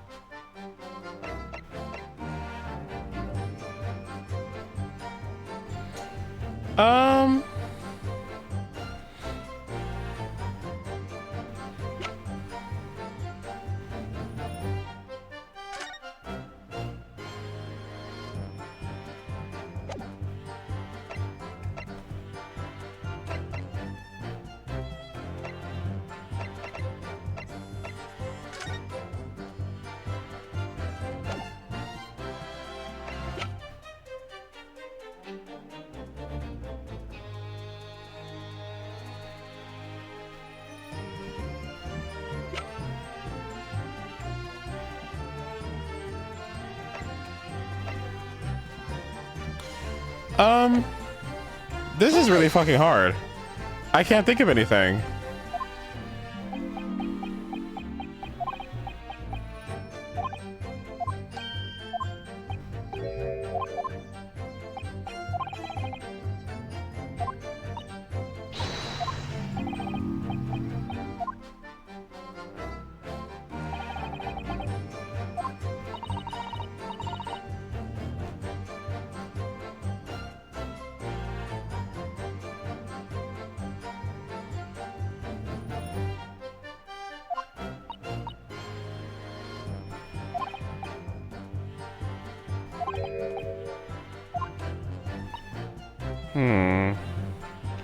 It hit the body, right?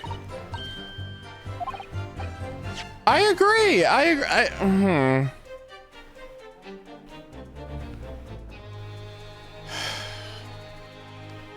The gun, the notice board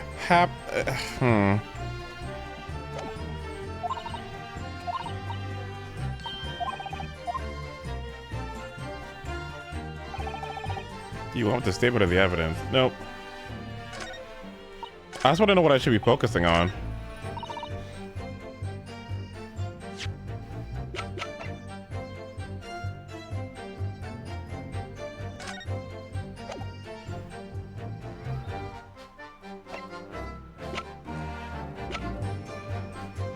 Huh.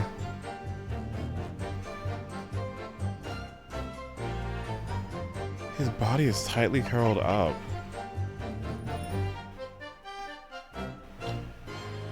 Yeah. Autopsy report doesn't have a time on it. Oh, wait a minute.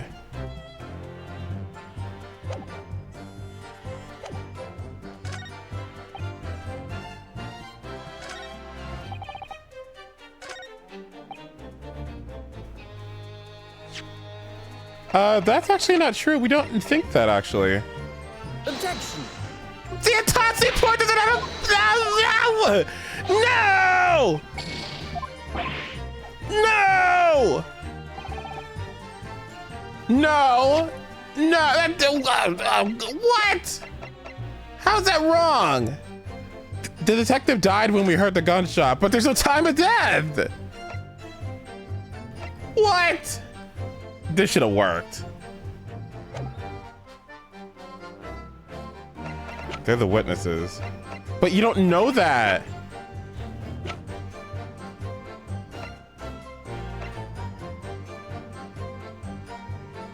Are you sure?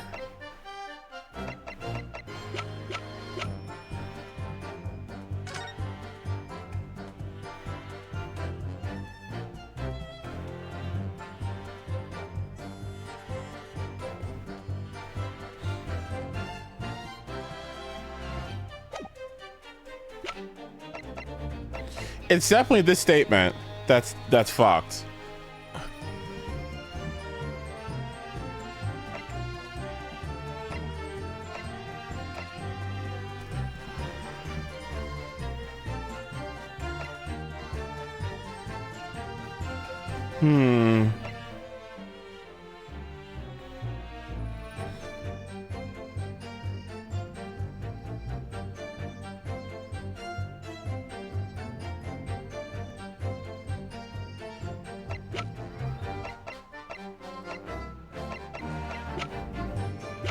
I mean, I want to say the watch, but I don't get how the watch.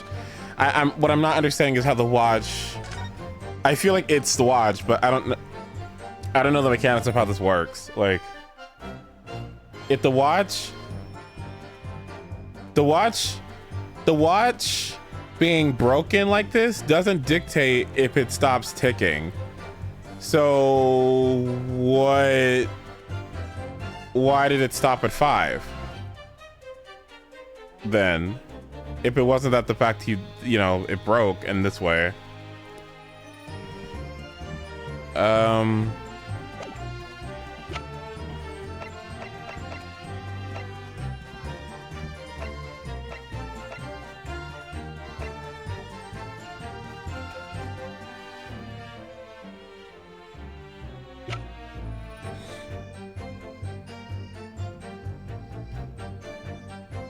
Yeah, we don't know why it stopped. I mean, like, I kind of want to resent it, but I don't. It's gonna be bullshitting. Objection. I'm afraid that's not necessarily the case. Oh, at the scene, we found this key to the winder of the inspector's pocket watch. A key? And having wound the pocket watch, we discovered that, in fact, it still works. You see, the watch didn't stop because it was broken at all. And that fact is completely undermines one of the most fundamental premises on which this entire case has been built. What? Order, but counsel. The watch was stopped at almost exactly 5 o'clock. Yes, which is when we heard the gunshot. It is exactly on the hour. The time that was showing on the watch tells us nothing other than when it was wound down. It's merely a coincidence that it happened to be at 5 o'clock. This is... I would object. Objection. Yeah. Even if that's true, the 3 witnesses all heard the gunshot at 5 o'clock. So that's obviously when the crime was committed. I object to that too. Objection. No, that doesn't hold. Why not? Recall what Inspector Lestrade said only moments ago. The boss used to wind this up every evening without fail when he was going out, waiting for his grub at the pub. He said he hadn't missed a day in the last 10 years, polishing it and winding it. It meant the world to him, that watch did. The victim was in the habit of winding his watch once a day in the evening. We can reasonably assume, therefore, that he wound the timepiece on the evening before he died as well. Yes, that would be entirely reasonable. But if that's the case, you wouldn't expect the watch to have completely wound down by 5 o'clock the following day. How do you explain it then? I think maybe he's been dead there for a while. The evening before the day of the incident when the gunshot ran out in the room, the inspector was already unable to unwind his watch. You can't mean... What would stop a man from winding his watch if he'd been in the habit of winding it every evening for 10 years? The obvious answer is that he was already dead. Yeah.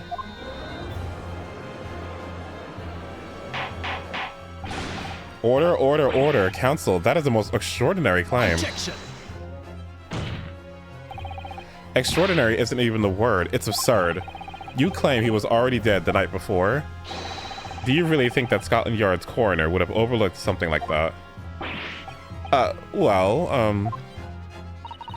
On that subject, there is something rather surprising. There's actually an omission in the coroner's report. Yeah, the time of death isn't there. The time of death is not noted. So I was right! I was right! What?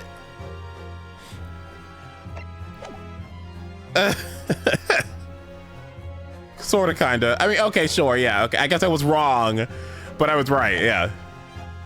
Wait a minute, you're forgetting that my legs went under me the moment I kicked the door in. What do you mean?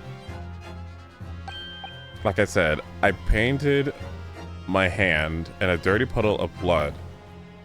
Yes. So the victim's blood hadn't dried, it was fresh. He catches on fast. Objection. Yeah. But that blood could be explained by a number of ways. It could have been put there afterwards.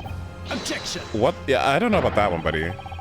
Does my learned friend think that fresh blood is available on every corner street? Well, he didn't necessarily... It needn't necessarily be human blood, of course. We've been told previously that Scotland Yard has no way to identify blood as human. The problem is currently being researched. At present, you are correct. It is beyond our abilities. So then, a chicken's blood could have been used, for example. It's certainly possible that it wasn't the inspector's blood at all. Objection. But the gunshot was heard at 5 o'clock in the afternoon. That is beyond question. It is. Is it though? What? Given that the time of death of the victim has already been called into question, it isn't beyond the realm of possibility that what the witnesses heard wasn't a gunshot at all. Oh, please. What are you trying to say? I mean... A whip? You better put that shit away. A whip?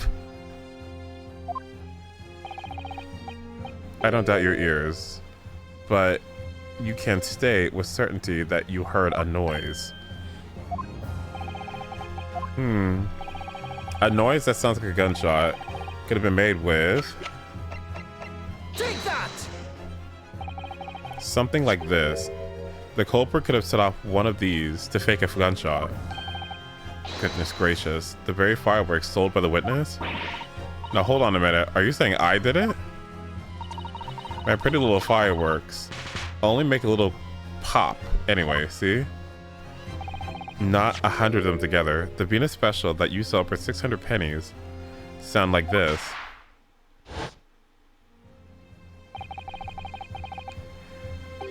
As the court can now attest, it sounds very much so like a gunshot, in fact. You're trying to suggest that somebody set one of those fireworks off at the scene. I'm suggesting that somebody knew the defendant was in the room at 5 that day and sought to implicate him by creating a sound like a gunshot for those 5 peddlers on Fresno Street to hear. Objection! But even the accused himself has testified that he saw no one else in the room at the time. Whether it was a gun or a firecracker, the only person to have caused that bang was Barack Van Zeeks. One whip of a match, and my firecrackers go pop. See? It's why people like them. Could that also be the reason for this candelabra?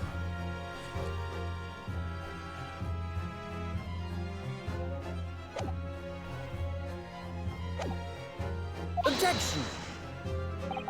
Recently, during my time here in Britain, I learned a very useful invention indeed. Something called a time bomb. Goodness heavens, a bomb? Yes, a device that allows you to blow up whatever you like, whenever you like. Mr. Naruto, I worry that your unfortunate phrasing there might lead to yet another international incident.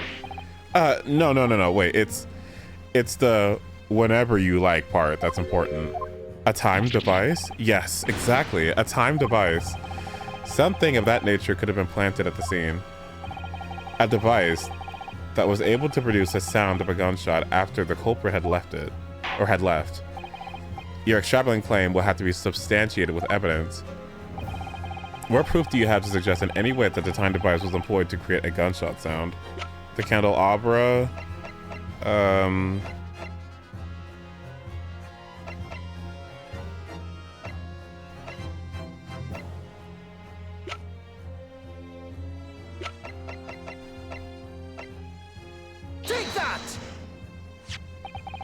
As the court has already discussed, the tip of one of these candles in the candelabrum has been blown off. Indeed, because it was struck by the bullet, and which was so insane to me. Like, what? What? Wouldn't it be red on it? What? Because it was struck by the bullet, which presumably passed through the victim. I don't think that's possible, my lord. Not possible? Why? Because of the scorching. There are gunpowder scorch marks clearly visible on the broken candle. There are? Goodness, yes.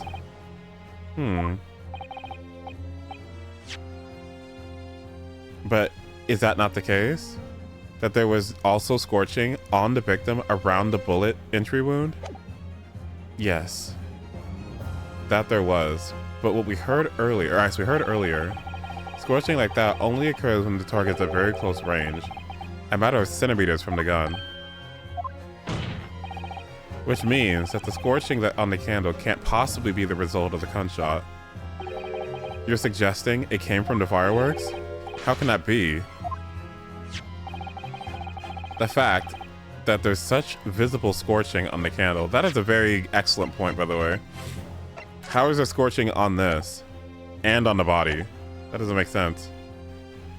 The fact that there's such visible scorching on the candle suggests that the fireworks must have been set right next to it when they exploded.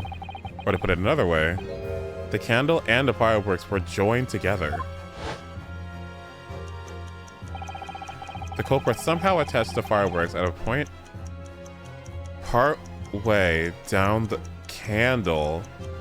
Oh, that makes sense.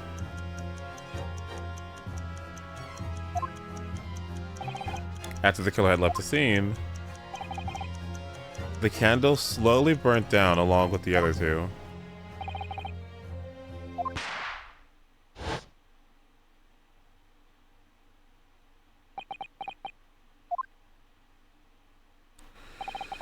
And that is how those 3 witnesses came to believe they heard the gunshot at 5 o'clock. Well, what a plot.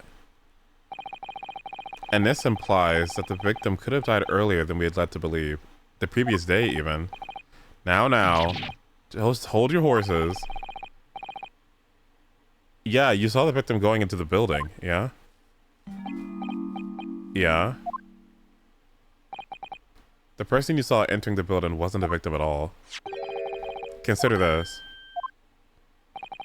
Obviously, anybody can wear a wig. The person that these witnesses saw entering the building at 15 before the incident occurred could easily have been someone else entirely, wearing the red hairpiece. Someone else? Do you mean to say it could have been the murderer? It was the same person who contrived the firecracker trick. In other words, Inspector Gregson's killer.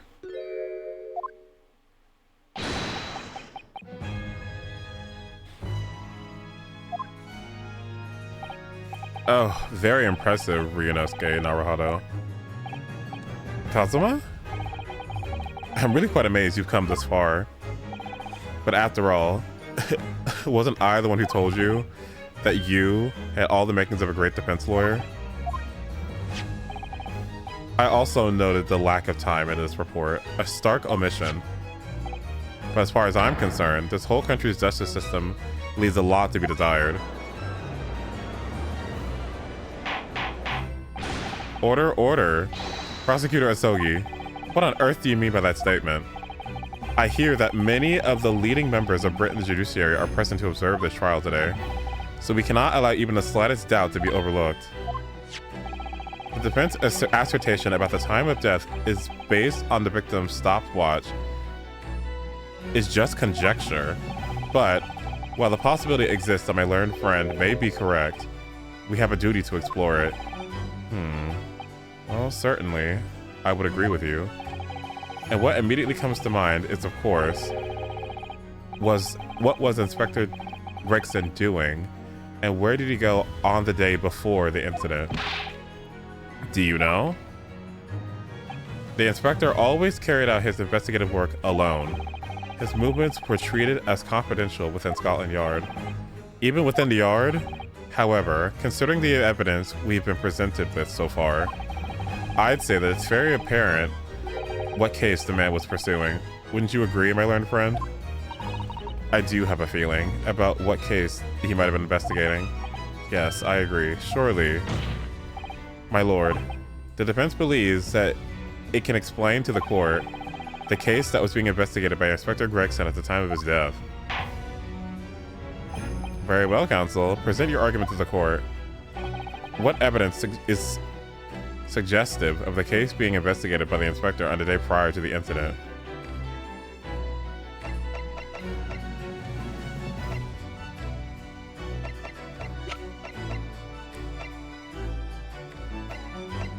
The notice board?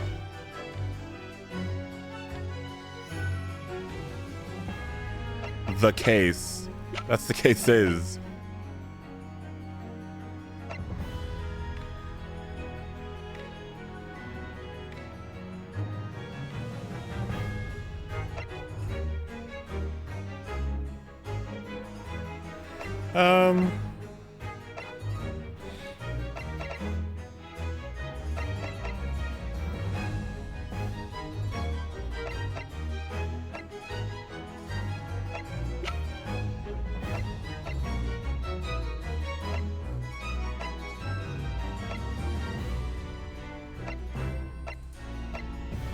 I mean, I want to present the notice board, but I feel like that might be wrong. I'll do it anyway. Take that!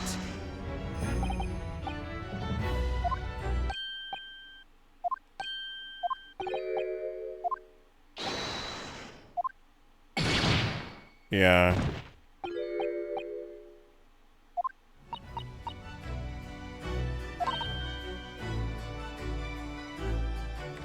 I think it's the wig, right?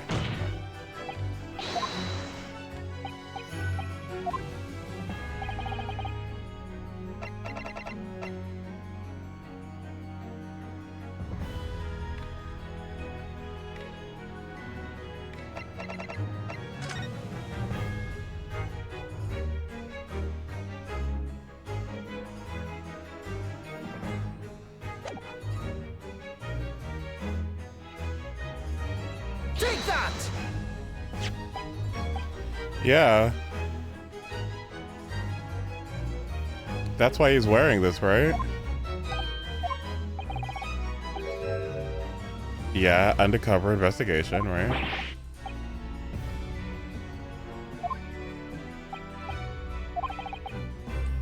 It would have made him stand out in the crowd, but when everyone has red hair, yeah.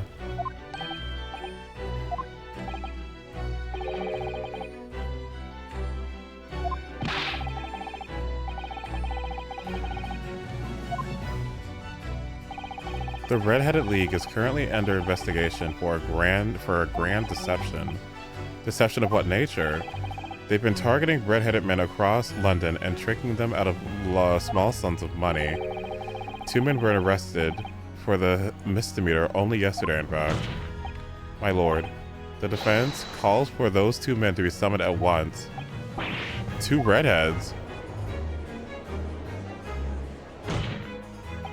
Inspector Gregson clearly infiltrated the Red-Headed League using this hairpiece, so it's very likely that he had a direct contact with these criminals. And it's quite possible that such a contact led to more serious events. I concur that we cannot in good conscience leave this new avenue unexplored.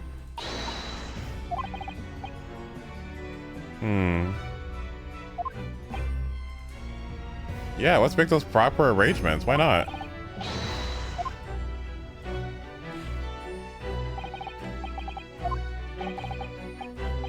A 30-minute recess. That's perfect.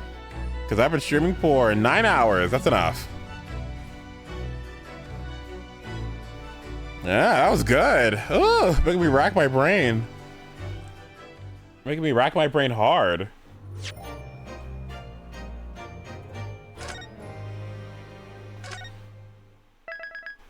Well, it's like stream for 9 more. I'm not gonna do that. Yeah, because I when the body was I noticed that there's a bit of a gameplay hint that you also get sometimes, right? When like okay, so like I noticed that when you have excuse me moment, a pursue moment, or when somebody amends their statement, right? Either you get a new piece of evidence that takes one of the old statements, right? Or the new statement is the one that gets like contradicted by old evidence, right? It's a bit of like a gameplay pattern that I noticed as well. So that kind of clued me in on like it had something to do with the watch, but I couldn't exactly figure out what the connection was. But I suppose like the autopsy report is less definitive than the actual watch itself, right? So that's fine. Okay, I'm gonna stop then. It's been 9 hours, so yeah, I'm gonna go. Will I stream later? Oh, I guess maybe not. I guess. Well, have a great rest of your evening. Bye bye. I guess maybe we'll see what happens. Have a good past 8 p.m. I guess. See ya. Have a good night. Ew. See you later. I hope you, I don't know, and relax and do something. This sucks.